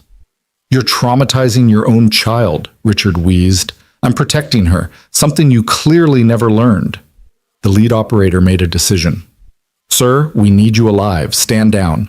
Don't you dare. With respect, sir, you're not the one paying us. Nexus is, and they need you breathing." The operator lowered his weapon slightly. "Mr. Reed, we're going to withdraw. You'll release Mr. Donovan once we're clear." "Lily comes to me first." The operator nodded. Come here, little one. Go to your father. Lily ran to Daniel, and he shifted to keep Richard between them and the operators while pulling his daughter behind him. Claire, Daniel said, take Sophia and Mrs. Chen. Get to the car. Mrs. Chen isn't moving, Claire said quietly. Daniel risked a glance. The elderly woman was still on the floor, but he could see her chest rising and falling, unconscious, not dead. Carry her. Sophia, help your mother. They moved awkwardly, Claire and Sophia supporting Mrs. Chen between them. The operators let them pass, maintaining their weapons discipline but not interfering. This isn't over, Richard said. Yes, Daniel said quietly. It is, because if you come near any of them again, Claire, Sophia, Lily, anyone, I won't hesitate. I won't negotiate. I'll just remove you from the equation. You're threatening me in front of witnesses. I'm promising you. And my promises, unlike yours, apparently mean something. He waited until Claire and the others were clear, heard the Toyota's engine start. Claire must have grabbed his keys, then he released Richard, shoving him toward his operators. Get out! Richard straightened his tie, trying to recover dignity. You've made a powerful enemy today. I've made a lot of those. You're not even top 10. After they left, Daniel grabbed the go bag, Lily's school backpack, and the photo of Sarah from the nightstand. Everything else was just things replaceable. Lily clung to his hand as they went down the stairs. Daddy, why were those men here? Bad people sometimes do bad things, Butterfly. But we're safe now. Are we going home? Daniel looked back at the apartment building, at the home they'd made and its shabby walls.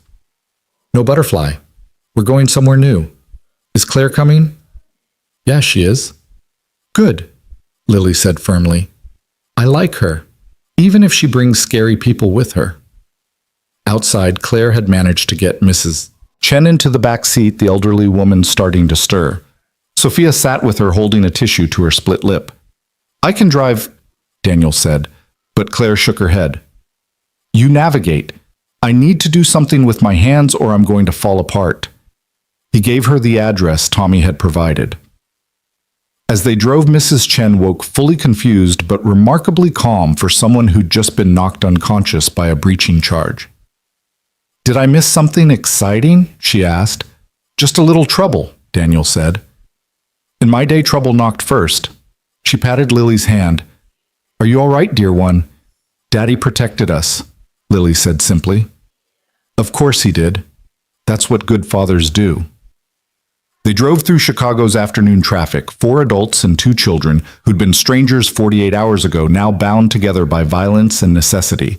Daniel watched the mirrors tracking for surveillance, but the immediate threat had passed. The files Richard mentioned, he said quietly to Claire. You have them. Yes. How bad us? Bad enough to bring down Nexus, several congressmen, and probably a few generals. And you were going to, what, just expose them? I was going to try. She glanced at him. It's the right thing to do. The right thing gets people killed. So does the wrong thing. At least with the right thing, the deaths mean something. Daniel thought about Blackwater, about operations that had gone wrong, about collateral damage that kept him awake at night. Sometimes they don't mean anything either way. Then why protect us? Why risk Lily? He looked back at his daughter, who was showing Sophia something on her phone. The 2 girls finding comfort in small distractions. Because she needs to grow up in a world where people stand up to bullies, even when the math is impossible. The math. 6 operators, full tactical gear, automatic weapons. The probability of successful resistance was maybe 5%. But you did it anyway. I did it because Lily was watching, because what she learns about courage and protecting people matters more than probability. Claire was quiet for a moment. You're not what I expected, Daniel Reed. What did you expect? Yeah. Someone harder, colder, more like Richard. I used to be.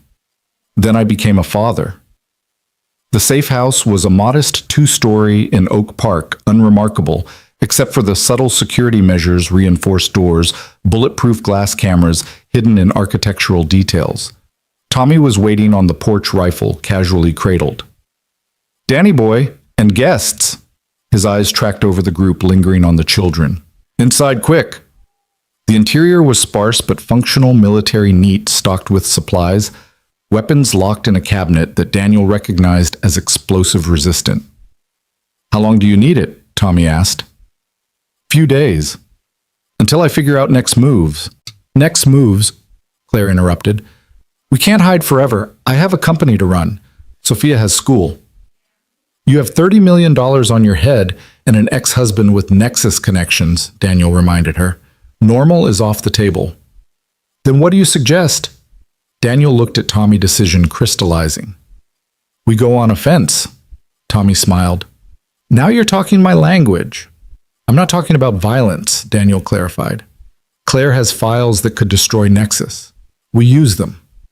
"That's not offense, that's suicide," Tommy said. "You expose Nexus, they don't just come after you, they erase you, your families, your histories, everything. Unless we do it right. Unless we make it so public, so undeniable that killing us becomes pointless." Claire was already pulling out her laptop. "I have contacts at the Tribune, the Sun-Times, even the Washington Post. If we coordinate releases." "It's not enough," Daniel said. "Media can be suppressed, stories can be buried. We need something bigger." "Like what?" Daniel turned to Tommy. "You said the team was working. What kind of work?" "The kind that pays well and doesn't generate paperwork." "For who?" Tommy hesitated. "Various interests, some corporate, some governmental, some undefined. Any of them have problems with Nexus." "Danny, what are you thinking?" "I'm thinking that in our world, the enemy of my enemy is useful, and Nexus has made a lot of enemies." Tommy considered this. "There might be some people who'd be interested in seeing Nexus fall. People with resources, connections. Make the calls. This is going to cost you, Danny, not money involvement.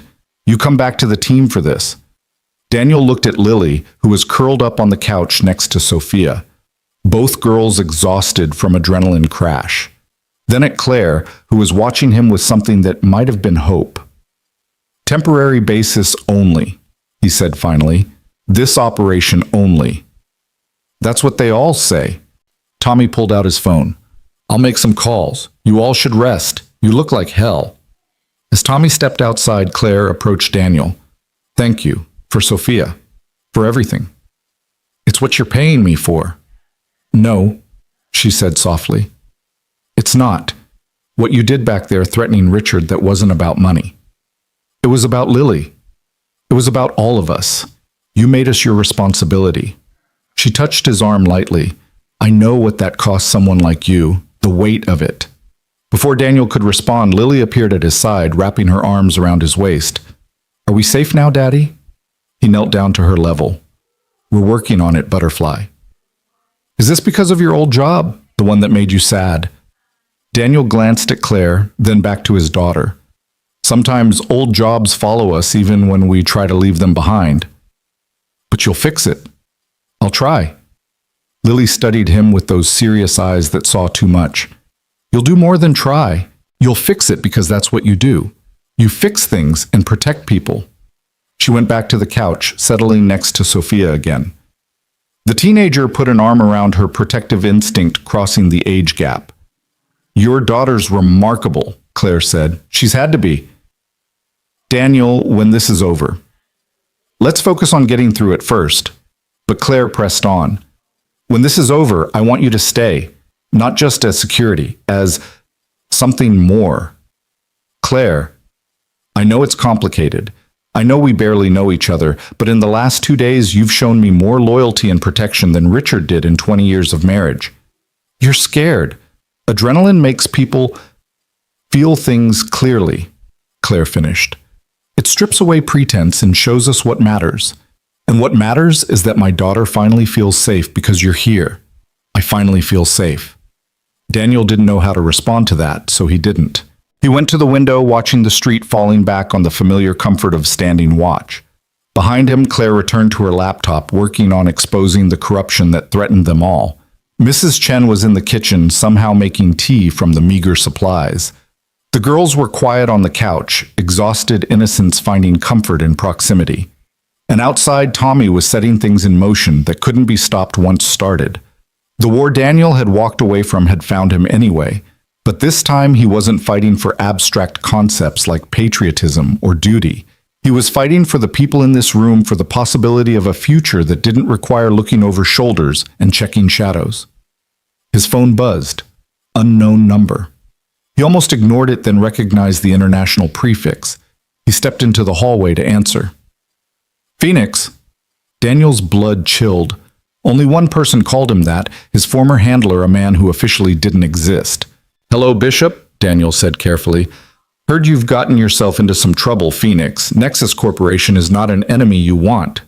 I didn't choose this fight. No, but you're in it now, and from what I hear, you're protecting something precious. If you threaten my daughter... Relax, Phoenix. I'm not calling to threaten. I'm calling to help. Nexus has been a problem for certain interests for some time. Their removal would be, convenient. What are you offering to resources, intelligence, a clean extraction when it's over? And what do you want in return? One job, 6 weeks from now. Off the books, your specialty. Daniel closed his eyes. He'd known this was coming, the price for salvation. What kind of job? The kind that saves lives by ending one. The kind you're uniquely qualified for. I don't do that anymore. You don't do it yet. But you will, to keep that little girl safe. To keep all of them safe. The mathematics of desperation again. Everything had a price, and the price for Lily's safety was becoming someone she wouldn't recognize. I need to think about it. Think fast, Phoenix. Nexus is mobilizing. Your window is closing. The line went dead. Daniel stood in the hallway, feeling the weight of converging forces. Tommy and his team. Bishop and his shadowy interests. Nexus and their $30 million motivation. All of it crushing down on a modest house in Oak Park, where 2 children were trying to find safety in a world that had suddenly turned predatory. He returned to the main room to find Tommy back inside, expression grim but satisfied. It's done. Meeting tomorrow, neutral ground. Players who want Nexus gone. But Danny, these aren't good people we're getting into bed with. Are we good people? Daniel asked. Tommy considered this. We try to be, sometimes. When we can afford it, then that's enough. As night fell over the safe house, Daniel stood watch while the others tried to rest. Lily had fallen asleep on the couch, her head in Sophia's lap. The teenager was still awake, staring at nothing, processing the betrayal of a father she'd thought she knew. Claire worked steadily on her laptop, assembling the evidence that would either save them or destroy them. Mrs. Chen had claimed a bedroom, announcing that at her age, she'd sleep through whatever came next. And Daniel stood at the window watching darkness gather, feeling the past and present colliding in ways that would reshape all their futures. Tomorrow, they would meet with devils to fight demons. Tomorrow, the war would truly begin. But tonight, he would stand watch over this makeshift family that circumstances had created. He would be the wall between them and the dark, between innocence and violence, between the life they deserved and the one that hunted them. The ghost of Blackwater was awake now, fully resurrected. But this time he fought for something worth the cost. This time he fought for home. The warehouse on Chicago's South Side had been abandoned for a decade, its broken windows like dead eyes watching the dawn. Daniel arrived first, an hour before the scheduled meeting, moving through the shadows to check sightlines, escape routes, potential ambush points. Old habits that had kept him alive in places where trust was currency and betrayal was inflation. Tommy arrived 30 minutes later, not bothering with stealth. You always were paranoid, Danny. Paranoid people live longer. They also live alone. Tommy checked his rifle casual as someone reviewing a grocery list. The players will start arriving soon. You sure about this? No, but I'm out of better options. There are always options. You could run. Take Lily disappear. You did it once before. Daniel thought about the safe house where Claire was working through her 3rd pot of coffee, where Sophia was teaching Lily card games, where Mrs. Chen was somehow making breakfast from tactical rations. I have more to protect now. That's what makes you vulnerable. That's what makes me dangerous. The first vehicle arrived at exactly 9 a.m., a black SUV with government plates that shouldn't exist. The man who stepped out was familiar in the way nightmares were familiar. Colonel Marcus Webb, retired officially, very much active unofficially. Reed? Webb said, his voice like gravel over broken glass. Heard you went soft. Became a carpenter or something. Construction, Daniel corrected. Same thing. Building instead of destroying. Webb lit a cigarette, the flame briefly illuminating scars that mapped a career in violence. Bishop says you need help with Nexus. Bishop says a lot of things. He also delivers, which is why I'm here. Webb exhaled smoke. Nexus cost me 3 men in Syria. Good men. I owe them pain. More vehicles arrived, a Mercedes carrying a woman in a suit that screamed corporate assassin, a modified pickup with 2 men who moved like special forces. A sit-in so anonymous, it had to be CIA. They gathered in the warehouse's main floor, a council of shadows and necessary evils. Daniel counted 8 people total, each representing interests that would deny this meeting ever happened. Tommy stood beside him, rifle now prominently displayed. Ladies and gentlemen, welcome to the Fuck Nexus Corporation Club. Membership is free, but the price is commitment. The woman in the suit spoke first. I represent certain Silicon Valley interests. Nexus undercut us on a defense AI contract using stolen technology. We want them exposed and dismantled. I want them dead, Webb said flatly. Every board member, every executive who signed off on Syria. That's not what we're here for, Daniel interjected. We're here to coordinate exposure, media, law enforcement, congressional testimony, legal channels. Webb laughed. Legal? That's adorable. You really have gone soft. I've gone smart. Killing them makes martyrs and mysteries. Exposing them makes them examples. The anonymous sedan's driver finally spoke, a woman with eyes that had seen too much. CIA has no official position on Nexus Corporation. But unofficially, Tommy prompted, unofficially certain intelligence elements would benefit from Nexus's contracts being redistributed, provided it's done cleanly. Daniel pulled out Claire's tablet displaying the files she'd assembled. Financial records showing congressional bribes, shipping manifests for weapons sold to embargoed nations, emails planning the elimination of competitors through violence. The corporate woman leaned forward. This is comprehensive. How did Donovan get all this? Her ex-husband was Nexus's inside man for the hostile takeover. He had access. She had skills. Skills? Her late sister was NSA, taught Claire some tricks before she died. Webb stubbed out his cigarette. So we have evidence. What's the play? Daniel had thought about this all night, standing watch while others slept. Simultaneous release. Every major media outlet, every law enforcement agency, every congressional oversight committee, all at once, too big to suppress. Nexus won't go quietly, the CIA woman observed. They have assets contractors. They'll come at everyone involved. Which is why we need to coordinate protection. Safe houses, security details, contingency plans. That costs money, Webb said. The corporate woman smiled. Money isn't a problem. Nexus's stock will crater once this releases. Certain parties are already positioned to profit from that collapse. Insider trading, Tommy asked. Investment strategy, she corrected. Perfectly legal when the information becomes public. Daniel's phone buzzed. Claire texting, problem at safe house. Come back now. I need to go, Daniel said. We're not done here, Webb protested. Tommy will coordinate. I have an emergency. He left them arguing details, driving fast through morning traffic. Every red light felt eternal, every slow driver a potential obstacle. The text had been brief, but Claire never exaggerated threats. The safe house looked normal from outside, but Daniel parked a block away anyway, approaching on foot. Through the window, he could see Claire at her laptop, but her posture was wrong, too rigid, performative. He circled to the back, picking the lock on the rear door with skills that never faded. Inside, he could hear voices from the living room. Mommy, why is that man pointing a gun at us? Lily's voice, scared but trying to be brave. Daniel's world went red at the edges. He moved through the kitchen, silent as death, until he could see the scene. A single gunman professional stance weapon trained on the couch where Lily sat with Sophia. Claire was at her laptop being forced to do something. Mrs. Chen was nowhere visible. The gunman was focused forward, classic mistake, assuming the threat would come from where he was looking.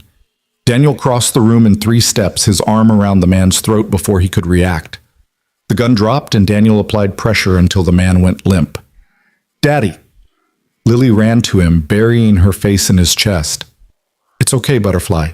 Are you hurt?" "No, but Mrs. Chen, he hit her. She's in the bedroom." Daniel passed Lily to Sophia. "Watch her." Then to Claire.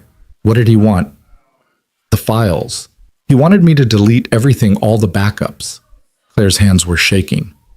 "Daniel, he knew about the meeting. He knew you'd be gone," which meant they had a leak. Daniel zip-tied the unconscious gunman, then checked on Mrs. Chen. She had a bruise forming on her cheek, but was awake, more angry than hurt.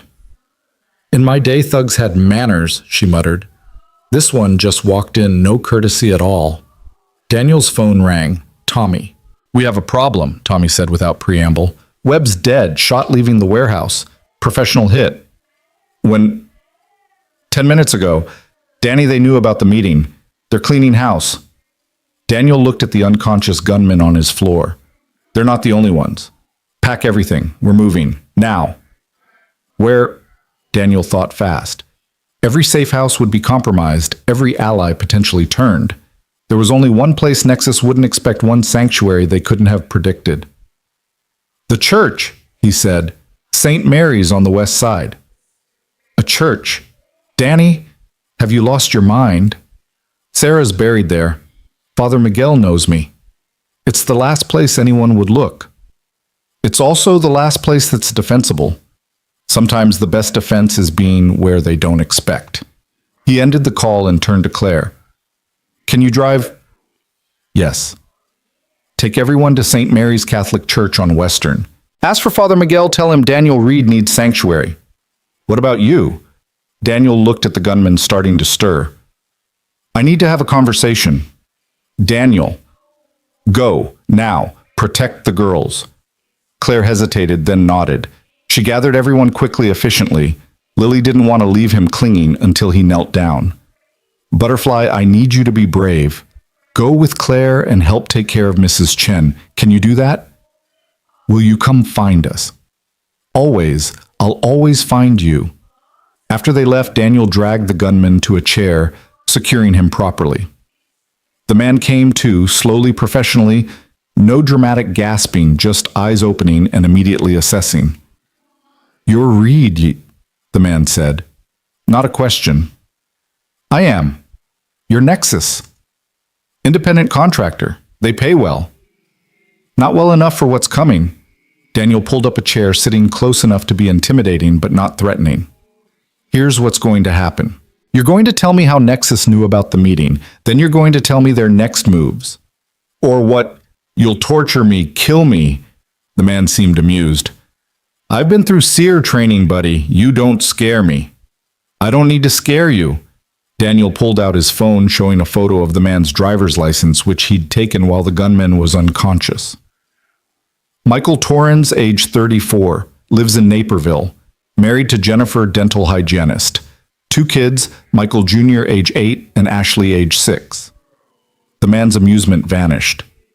"I'm not threatening them," Daniel continued. "I don't hurt innocents, but Nexus does. And when they find out you've been compromised, that I have your information, what do you think they'll do? Loose ends get cut in their world."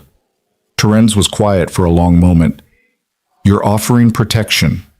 I'm offering you a chance to walk away breathing and with your family intact, but only if you talk. Now." They have someone inside your group. Not the meeting, someone close to Donovan. "Who?" "I don't know. My job was just to scare them. Make Donovan delete the files, but there's more coming. Nexus has a cleaner en route from DC, real specialist. Someone who makes problems disappear permanently. Name, they call him the surgeon. Never leaves marks, always looks accidental. He'll be here tonight." Daniel processed this. A professional cleaner meant Nexus was escalating beyond corporate warfare into something final. "How many others are hunting us?" 4 teams that I know of, maybe more. The bounty went up 50 million now. 50 million for Donovan, dead or alive. Daniel stood. "You're going to disappear. Take your family on vacation today. Don't come back for a month. They'll know I talked. They'll know you survived when you shouldn't have. That's enough to mark you anyway. Run or die, your choice. He cut Torrens loose, keeping the gun. The man rubbed his wrists, studying Daniel. You were really Blackwater, among other things. They say you killed an entire unit in Afghanistan. Friendly fire. They say a lot of things. Daniel moved to the door.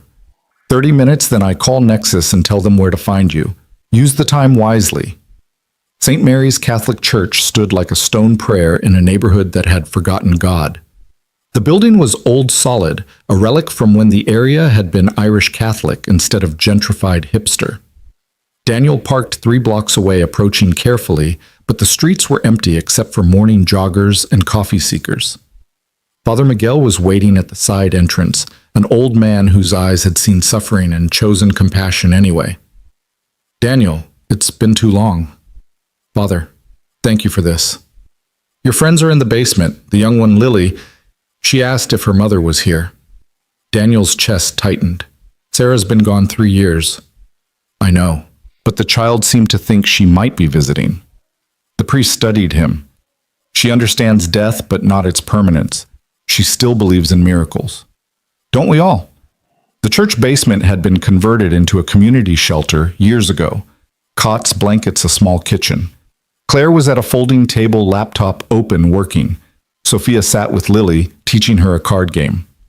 Mrs. Chen had claimed a cot and was lying down ice pack on her bruised face. Daddy! Lily ran to him. This place is nice. Father Miguel showed me the windows with colored glass. He says they tell stories. They do butterfly. Claire looked up from her laptop. We're secure. For now. Daniel pulled her aside, speaking quietly. We have a leak. Someone close to you is feeding Nexus information. That's impossible. The only people who knew about the safe house were... She stopped, realization dawning. James, my assistant. You sure? He's the only one I told about hiring you. He knew about the safe house because I had him arrange supplies. Her face hardened. That little bastard.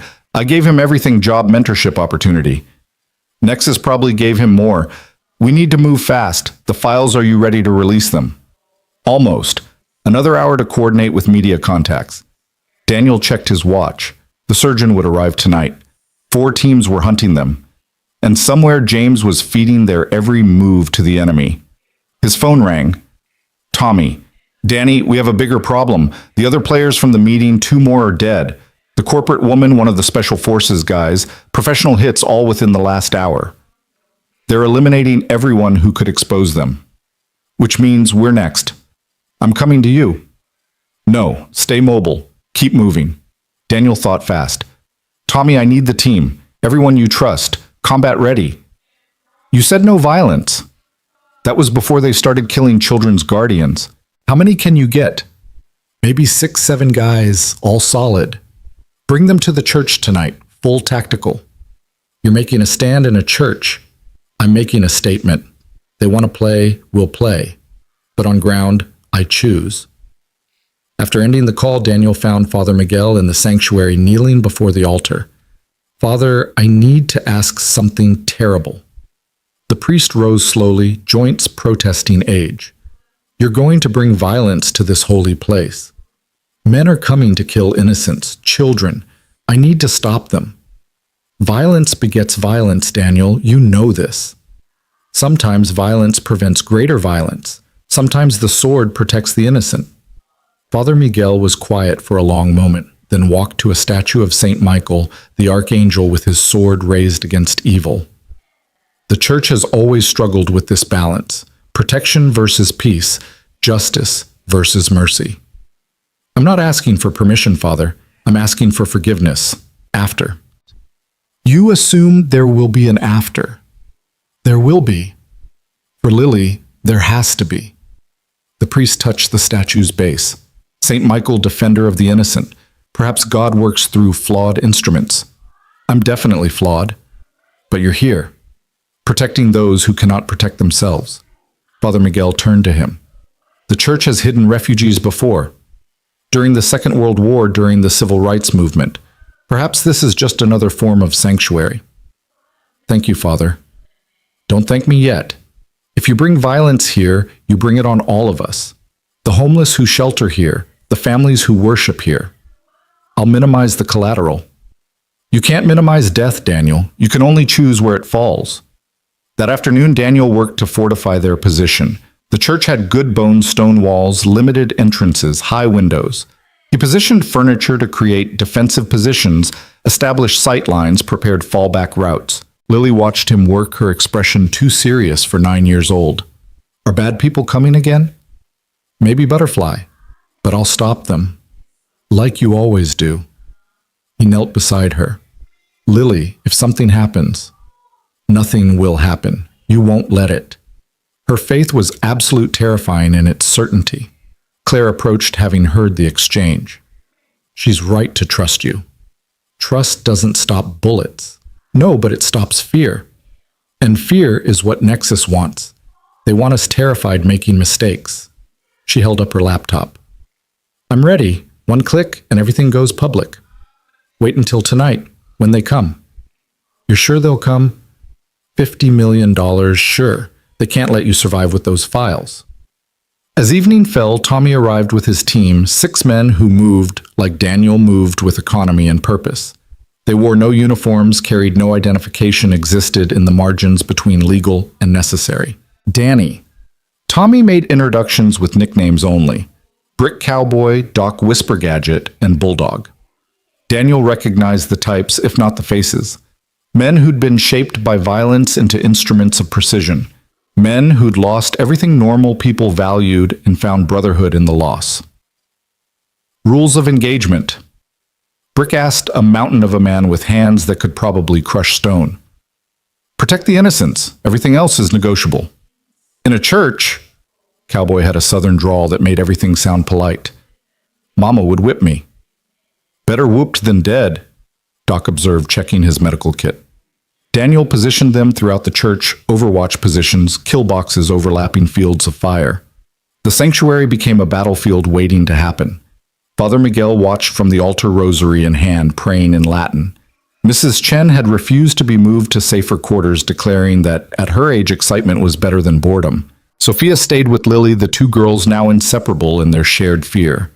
Night came slowly, then all at once. Daniel was at the main entrance when he saw them, 3 vehicles approaching without headlights, gliding through darkness, like sharks through deep water. He keyed his radio. Contact. 3 vehicles, probably 4 or 5 per vehicle. They're not trying to hide. Confident, Tommy observed from his position in the choir loft, or stupid. Both can be fatal.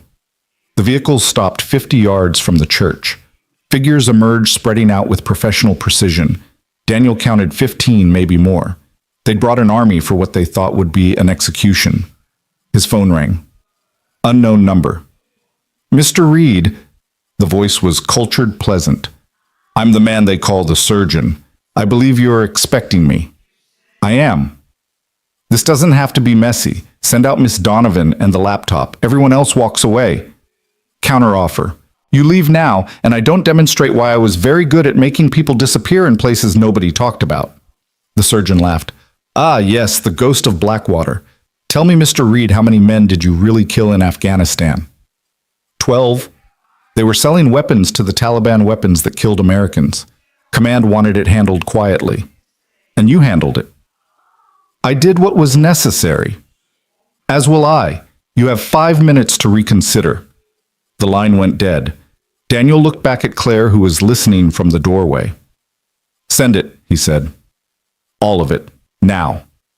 She opened her laptop, fingers flying across keys. Sending to 47 media outlets, 16 law enforcement agencies, 12 congressional offices. She hit enter. Done. Then we hold. The first wave came exactly 5 minutes later. Smoke grenades through the windows meant to disorient.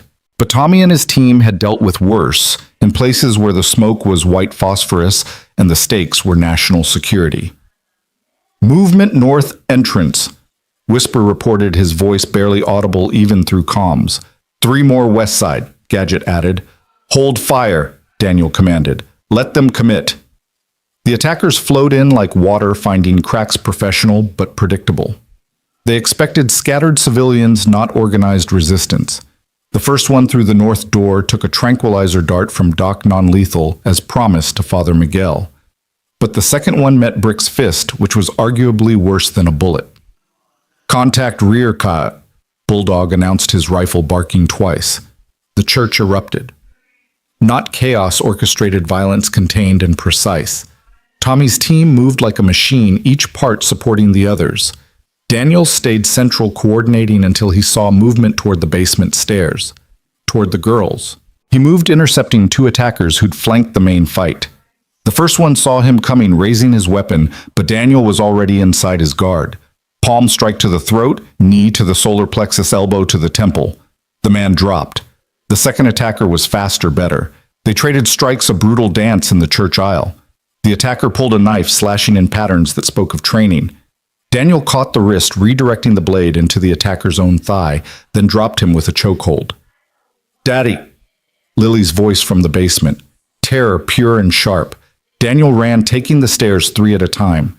In the basement, the surgeon stood behind Lily, gun to her head, using her as a shield. Claire and Sophia were backed against the wall. Mrs. Chen was on the floor, blood on her temple. "Ah, Mr. Reed," the surgeon said pleasantly. "Now, we can discuss terms properly. Let her go. The files have been sent, I assume unfortunate, but not irreversible.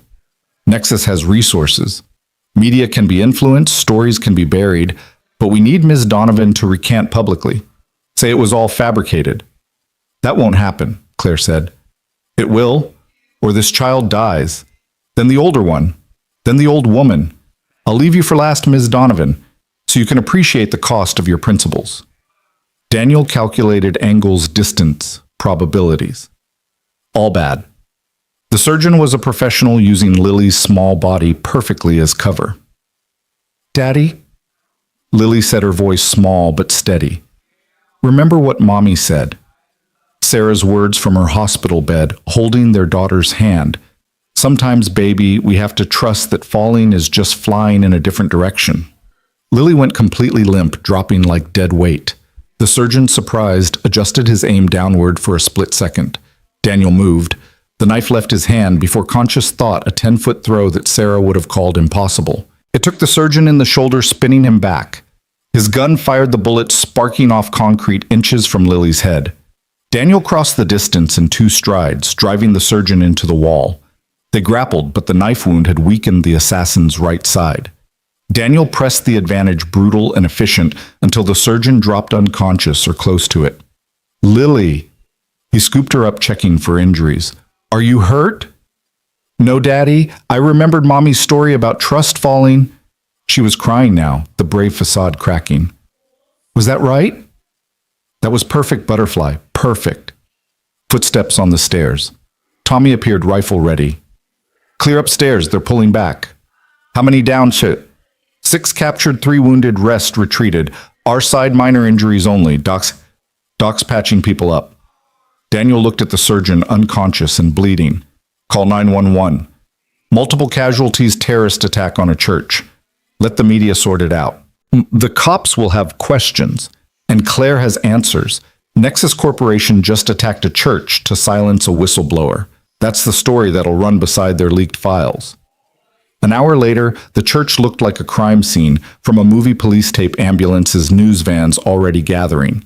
Daniel watched from the shadows as Claire gave her statement to detectives as the captured attackers were led away, as the surgeon was loaded into an ambulance under police guard.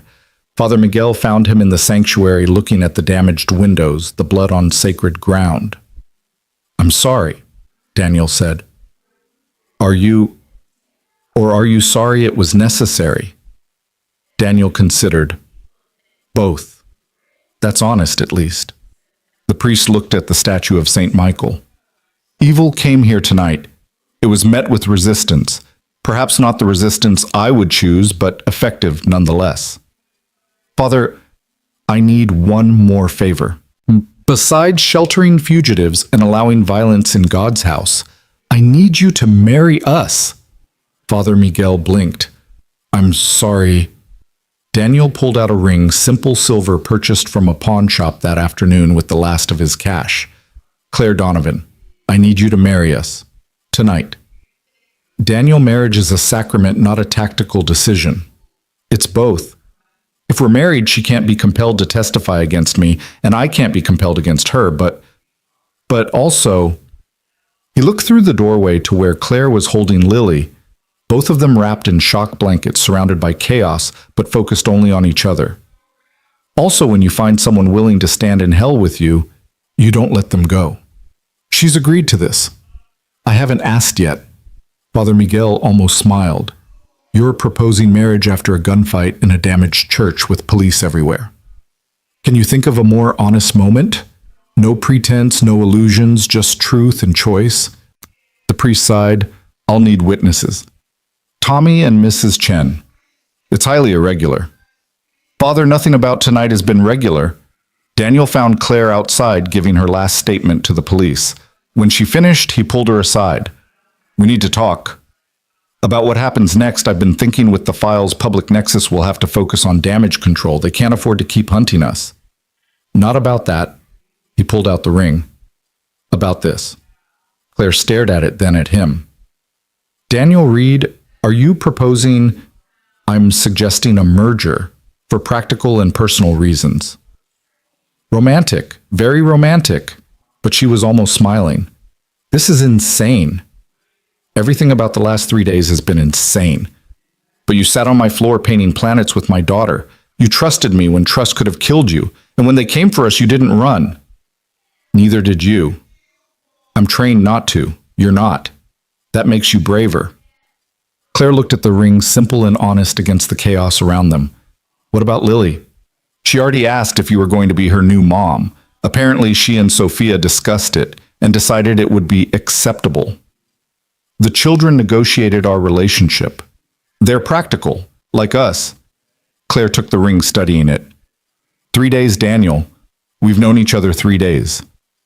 Sarah and I dated for 2 years before marriage. We thought we knew everything about each other. We were wrong. Knowledge isn't time, it's truth under pressure. And I've seen your truth. You've seen me terrified. I've seen you brave. There's a difference. She slipped on the ring. It fit perfectly, which felt like a sign.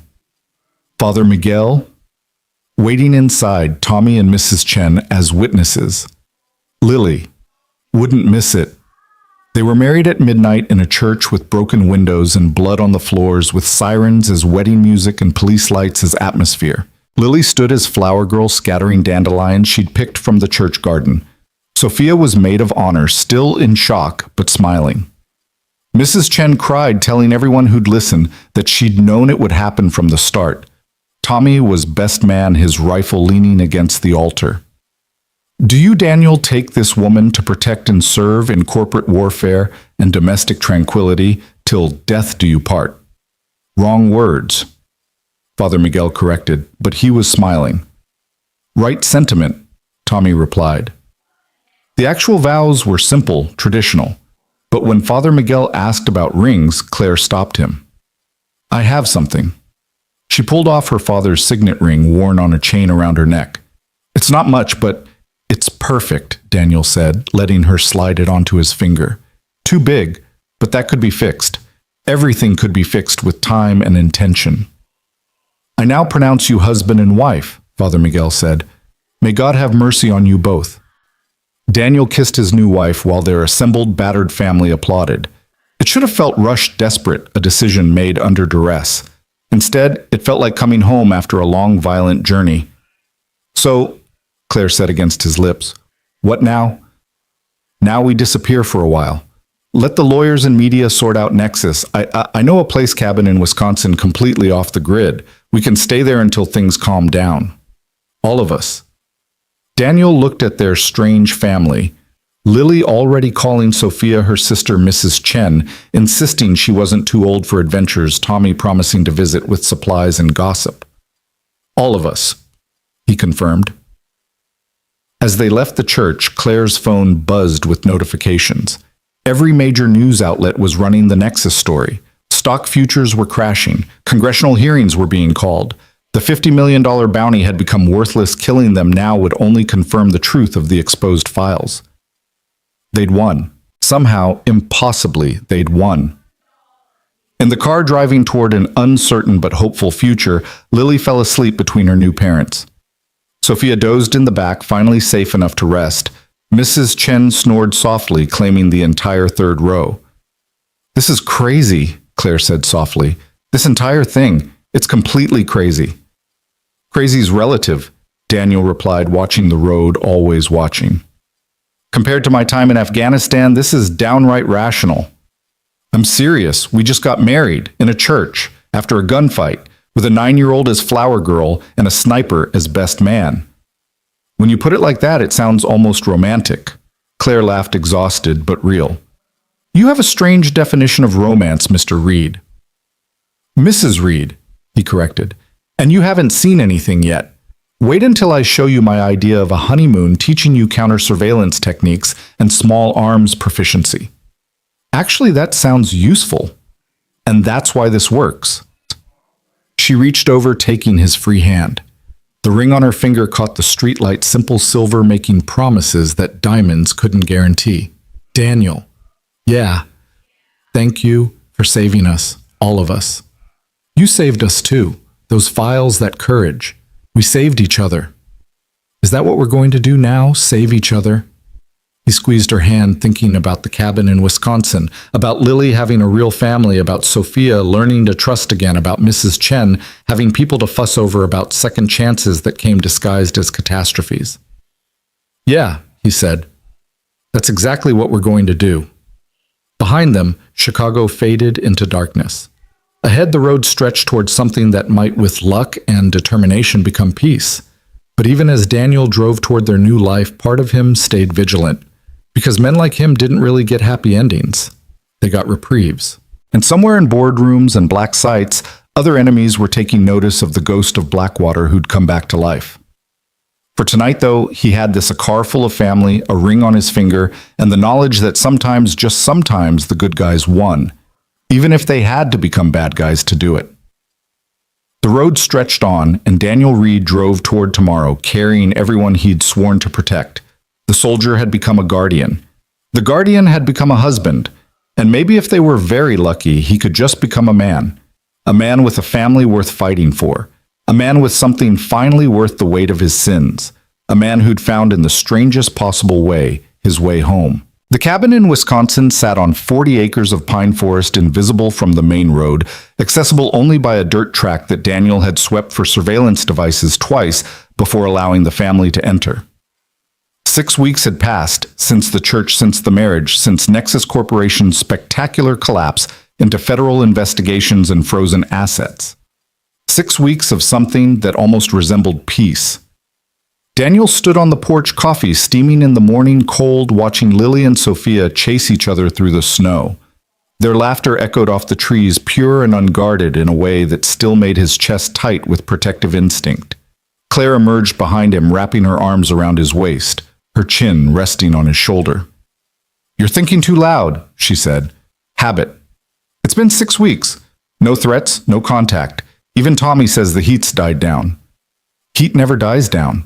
It just shifts focus." But Claire turned him to face her, studying his face with those CEO eyes that missed nothing. "You're waiting for something." "I'm always waiting for something." "No, this is different. You've been checking your phone more.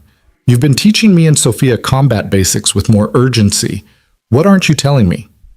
Before he could answer, his phone buzzed. The number he'd been dreading, the bill coming due. "Phoenix." Claire's expression hardened. She'd learned enough in 6 weeks to know that code name meant nothing good. "It's time." Bishop's voice was neutral, professional. "The job we discussed. I'm retired." "You're on sabbatical. There's a difference. Check your secure email. Details are there. 48 hours to position. Complete the objective and your debt is cleared. Refuse and certain information about your activities in Afghanistan becomes public. Your new family might find it illuminating." The line went dead. Daniel stood still, feeling the life they'd built creaking under the weight of his past. "Who was that?" Claire asked, though her expression suggested she already knew. "A reminder that some things can't be outrun." "The job you mentioned. The one you took to protect us." "Yeah." "You're going to do it." Daniel looked through the window to where Mrs. Chen was teaching the girls card games, her weathered hands patient with their fumbling. I don't have a choice. There's always a choice. Not when the alternative is losing all this. He pulled her closer. I need you to take everyone and go to the second safe house, the one in Michigan I told you about. You promised we were done running. We are. I'm not. Not yet. Claire pulled back her jaw, set in that stubborn line he'd come to love and fear in equal measure.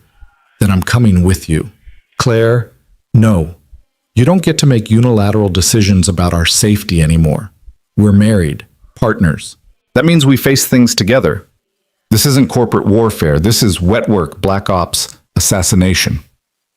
She used the words deliberately, watching him flinch. I've been reading Daniel, learning about your world, and I know you can't do this alone, not anymore.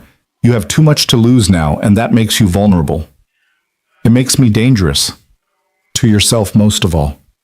She took his face in her hands. Let me help. I can be your logistics, your backup, something. And the girls, Tommy's coming tomorrow, right, for the supply run. He and Mrs. Chen can watch them for 3 days. Daniel wanted to refuse every protective instinct screaming against involving Claire in this part of his life. But she was right. He was different now, weighted with connections that could make him hesitate at crucial moments. If you come, you follow my lead, absolutely. No questions, no hesitation. Agreed. And we tell the girls we're going on a brief business trip. They don't need to know that Daddy's going to kill someone. Lily's voice from the doorway, small and knowing. Daniel's blood froze. His daughter stood there in her snowsuit cheeks, red from cold eyes, too understanding for 9 years old. Butterfly. I heard the phone. I know that voice makes you scared. She walked to him, taking his hand with complete trust. Are you going to hurt bad people? Daniel knelt to her level, searching for words that wouldn't be lies but wouldn't destroy her innocence. Sometimes to protect good people, someone has to stop bad people. And you're the someone. This time, yes. Lily considered this with that serious expression that reminded him so much of Sarah. Will you come back? Always. Promise. I promise. She hugged him tight, then pulled back. Claire's going too. I might be, Claire said carefully. Good. Daddy needs someone to watch him. He thinks he's alone, but he's not. Lily looked between them. Sophia and I will take care of Mrs. Chen. We're responsible now. The simple declaration broke something in Daniel. This was what he'd been trying to protect, not just their physical safety, but their ability to be children. And here was his daughter, 9 years old already, learning to carry weight she shouldn't have to bear. That night, after the girls were asleep, Daniel opened the secure email. The target was a man named Victor Kozlov, arms dealer operating out of Detroit, selling weapons-grade plutonium to the highest bidder. The kind of sale that could put nuclear capability in the hands of terrorists or rogue states. Jesus, Claire breathed, reading over his shoulder. This is real as it gets. And the government can't handle this officially because Kozlov has diplomatic immunity. He's technically a cultural attaché at the Russian consulate. Touching him officially means international incident. So they send you. They send someone who doesn't exist to remove someone who shouldn't exist. Claire studied the intelligence package photos, schedules, security details. Her business mind was already working, seeing patterns. He has a weakness. Everyone does. No, look. Every Thursday he goes to the same restaurant, the Silver Moon, high-end exclusive. He takes his mistress. Security sweep shows 8 bodyguards minimum. But here, Claire pulled up the restaurant's blueprint on her laptop, skills she'd developed investigating Nexus proving useful. Private dining room on the 2nd floor. Only one entrance, but there's a service elevator that connects to the kitchen. Daniel looked at his wife, his brilliant, terrifying wife, who was adapting to his world with disturbing efficiency. You're not coming into the building. I'm your overwatch. You taught me that term. Someone watching the watchers. This isn't a training exercise. No, it's a marriage. For better or worse, remember. Tommy arrived the next morning, taking one look at Daniel's packed gear and sighing. Back in the game. One last job. It's never just one. Tommy looked at Claire. And you're going with him. Someone needs to make sure he comes home. That someone should be me or the team. The team doesn't have as much invested in his survival, Claire said simply. Tommy considered this, then laughed. You know what? You're right. Danny, your wife, has bigger balls than half my unit. Thanks, I think, Claire said. They left that afternoon after lengthy instructions to Mrs. Chen about the girls' routines after promises to Sophia that they'd be back soon after one last hug from Lily that lasted just a little too long. The drive to Detroit took 6 hours, Daniel teaching Claire fieldcraft as they went, how to spot surveillance, how to establish safe communication, how to disappear in plain sight. You're a natural at this, he said, as she successfully identified the third tail car he'd arranged for Tommy to put on them as practice. I spent 20 years in corporate America. Paranoia and strategy are prerequisites. They checked into separate hotels under different names, meeting at a third location, a coffee shop with good sight lines and multiple exits. Claire had transformed herself with surprising skill, her CEO polish replaced with middle American tourist blandness. Kozlov's at the consulate now, she reported, having spent the afternoon conducting surveillance from a building across the street. Security is tight but predictable. Shift changes at 6 and midnight. And tomorrow night. Reservation at the Silver Moon, 8 p.m. Table for 2 in the private dining room, just like every Thursday. Daniel studied the photos she'd taken, the angles she'd calculated. His wife had become something he'd never expected, an operational asset. I need you to understand something, he said. Once this starts, there's no stopping. No hesitation. If things go wrong, I follow the extraction protocol you taught me. Rally point alpha, then beta if compromised. She recited it perfectly. Daniel, I understand the stakes. Do you understand what it means? What I'm about to do. This isn't self-defense or protecting innocence. This is premeditated murder. Claire was quiet for a moment. No, it's preventing mass murder. That plutonium Kozlov's selling could kill thousands. You're not the villain here. I'm not the hero either. No, you're something more complicated. You're necessary. That night, Daniel sat in his hotel room assembling the weapon he'd acquired from one of Tommy's contacts, untraceable, reliable, quiet. His hands moved automatically, muscle memory from 100 similar nights in places that didn't officially exist. His phone buzzed. A text from Lily. Daddy, I love you. Sophia says love is protection. Be protected. He stared at the message, feeling the weight of every choice that had brought him here. Then another text from Claire. In position, eyes on target arriving, 8 bodyguards, 2 advance, 6 close. You were right about the pattern. Daniel moved, becoming the ghost he'd once been.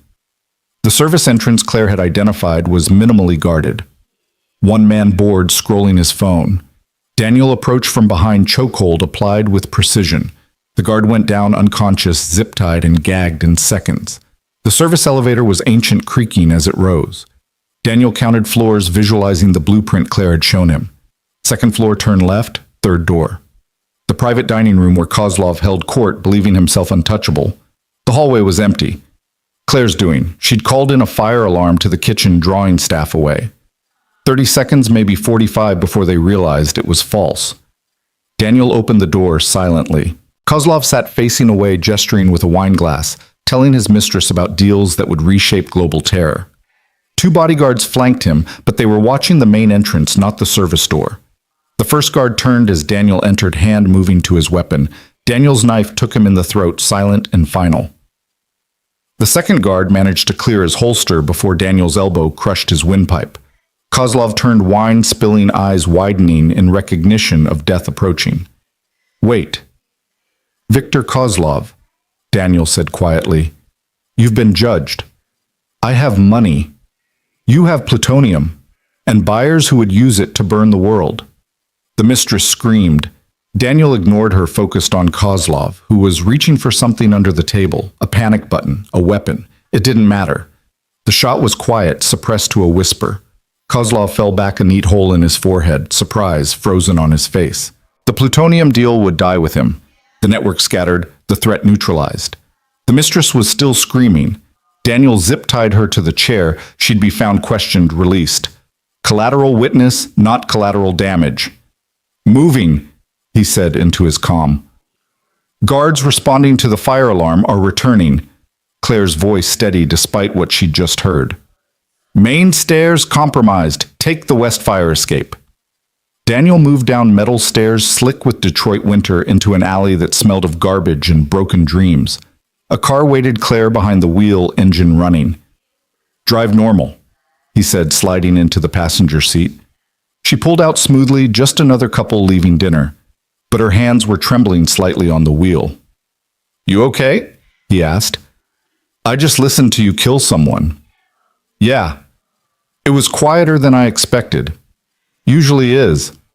They drove in silence until they reached the highway Detroit falling away behind them. Finally, Claire spoke. Do you feel anything? Daniel considered lying, then chose truth. Relief. That it's over. That it was clean. That I'm driving away with you instead of in a body bag. Not guilt. Kozlov was going to enable mass murder for profit.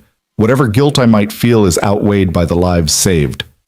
Is that how you rationalize it? That's how I survive it. Claire took one hand off the wheel, finding his in the darkness. I'm glad you survived it. Even knowing what I am, especially knowing, because what you are is a man who does terrible things for necessary reasons, and then comes home to make pancakes for his daughter. They switched cars twice following the extraction protocol Daniel had designed. By dawn, they were crossing into Wisconsin, the sunrise painting the snow-covered fields gold. It's beautiful, Claire said. Yeah. We're going home. Yeah. To our daughters. The word hung between them, daughters plural. Sophia had become his as surely as Lily had become Claire's. Daniel. This was the last time, right? The debt to Bishop, it's paid. It's paid. Then we're free. Daniel thought about the bodies he'd left in Detroit, about the plutonium that wouldn't reach terrorist hands, about the price of safety in a dangerous world. As free as people like us get. The cabin appeared through the trees, smoke rising from the chimney. Before Daniel could park, the door burst open. Lily and Sophia ran out, followed by Mrs. Chen, moving at a more dignified pace. Daddy Claire! Lily launched herself at them, trusting completely that they'd catch her. They did. We made breakfast, Sophia announced. Well, Mrs. Chen made breakfast. We helped. Sort of. Burned the first batch of pancakes, Mrs. Chen added, but the second batch is acceptable. They went inside where the table was set for 6, where normalcy waited like a gift. Daniel watched his family eat breakfast. Claire helping Lily with syrup, Sophia telling stories about the card game she'd won, Mrs. Chen fussing over everyone's plates. This was what he'd killed for. This moment, this morning, this impossible family built from violence and circumstance and choice. His phone buzzed. A message from Bishop, debt paid, you're clear, stay retired, Phoenix. Next time won't be so clean. Daniel deleted the message, then removed the SIM card, crushing it under his heel. That life was done. Had to be done. Everything okay? Claire asked, noticing. Everything's perfect. And for a moment it was. They were altogether safe, the threats neutralized or distant. The cabin was warm, the coffee was strong, and Lily was laughing at something Sophia had said. But Daniel knew better than to trust perfect moments. They were gaps between storms, not destinations. Somewhere other threats were gathering. Other enemies were taking notice. The ghost of Blackwater had been seen in Detroit, and ghosts were supposed to stay buried. A car engine in the distance growing closer. Daniel tensed, hand moving to the weapon he always carried now. But it was just Tommy's truck arriving for the supply run he'd delayed to watch the girls. Relax, Danny, Tommy said, entering with boxes of groceries. Though that paranoia is probably why you're still breathing. Any chatter? Daniel asked quietly. About Detroit. Some whispers, but Kozlov had enough enemies that nobody's looking too hard at who pulled the trigger. Tommy paused. You know this won't last, right? This peace? I know. But you're going to pretend. Daniel looked at his family, his impossible, beautiful family. I'm gonna try. Tommy clasped his shoulder. That's all any of us can do, brother. That afternoon, Daniel taught Lily and Sophia basic self-defense in the barn, Claire watching and occasionally correcting their form with disturbing accuracy. Mrs. Chen knitted in the corner occasionally, offering commentary about fights from her youth that suggested a more interesting history than anyone had suspected. Why do we need to know this? Sophia asked after successfully executing an escape from a wrist grab. Because the world has teeth, Daniel answered, and sometimes knowing how to bite back is the difference between victim and survivor. That's dark, Sophia observed. That's honest. I like honest, Lily announced, practicing her stance, even when it's scary. That evening, they sat around the fireplace, a family portrait no one would believe. The former CEO and the ghost soldier, the teenager learning to trust again, and the 9-year-old who'd seen too much, the elderly neighbor who'd become a grandmother by proximity and persistence. Tell us a story, Lily requested, curling against Daniel's side. What kind of story, but a true one, about before? Daniel tensed, but Claire touched his hand. Tell them about the time you saved the ambassador in Prague. You know about Prague? Tommy talks when he drinks. So Daniel told them a sanitized version of Prague, the protection detail that went wrong, the embassy under siege, the extraction through sewers that no one thought possible. He made it sound like an adventure, not the nightmare it had been. Were you scared? Sophia asked. Terrified. But you did it anyway. Fear and action aren't mutually exclusive. The bravest people are often the most scared. They just don't let fear make their choices. Is that why you married Claire after 3 days? Lily asked innocently. Because you were scared, but brave. Claire laughed, surprising everyone, including herself.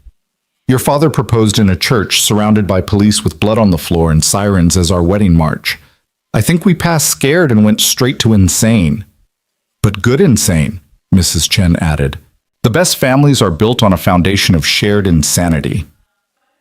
As the night deepened and the fire burned low, Daniel held his family close and tried to believe in endings. Tried to believe that a man could walk away from shadows and into light. Tried to believe that the past could stay buried if you just piled enough love on top of it. His phone sat silent on the mantel, no more coded messages or debts to pay. Tomorrow, Lily had a science project due, solar systems and painted planets. Sophia wanted to learn to drive on the back roads. Claire had corporate contracts to review legitimate ones now. Mrs. Chen had announced she was teaching everyone to make proper dumplings. Normal things, possible things. Things worth protecting. Outside, snow began to fall, covering their tracks, hiding them from the world that hunted men like Daniel Reed. Inside, his daughter laughed at something Claire whispered. And for a moment, just a moment, the ghost of Blackwater believed in resurrection. Not the dramatic kind with angels and trumpets, the quiet kind where a man got to stop being a weapon and start being a father. Where a CEO could stop fighting corporate wars and start building something real. Where children could grow up protected but not imprisoned by fear. Daniel pulled Claire closer, felt Lily's weight against his side. Watched Sophia and Mrs. Chen debate card strategies. This was his congregation now, his mission, his reason for every terrible thing he'd done and might yet have to do. The fire crackled, sending sparks up the chimney like prayers or promises. Outside, the Wisconsin winter wrapped around them like armor made of cold and distance. They were hidden. They were together. They were family. For now, and now was all any soldier really had. It was enough.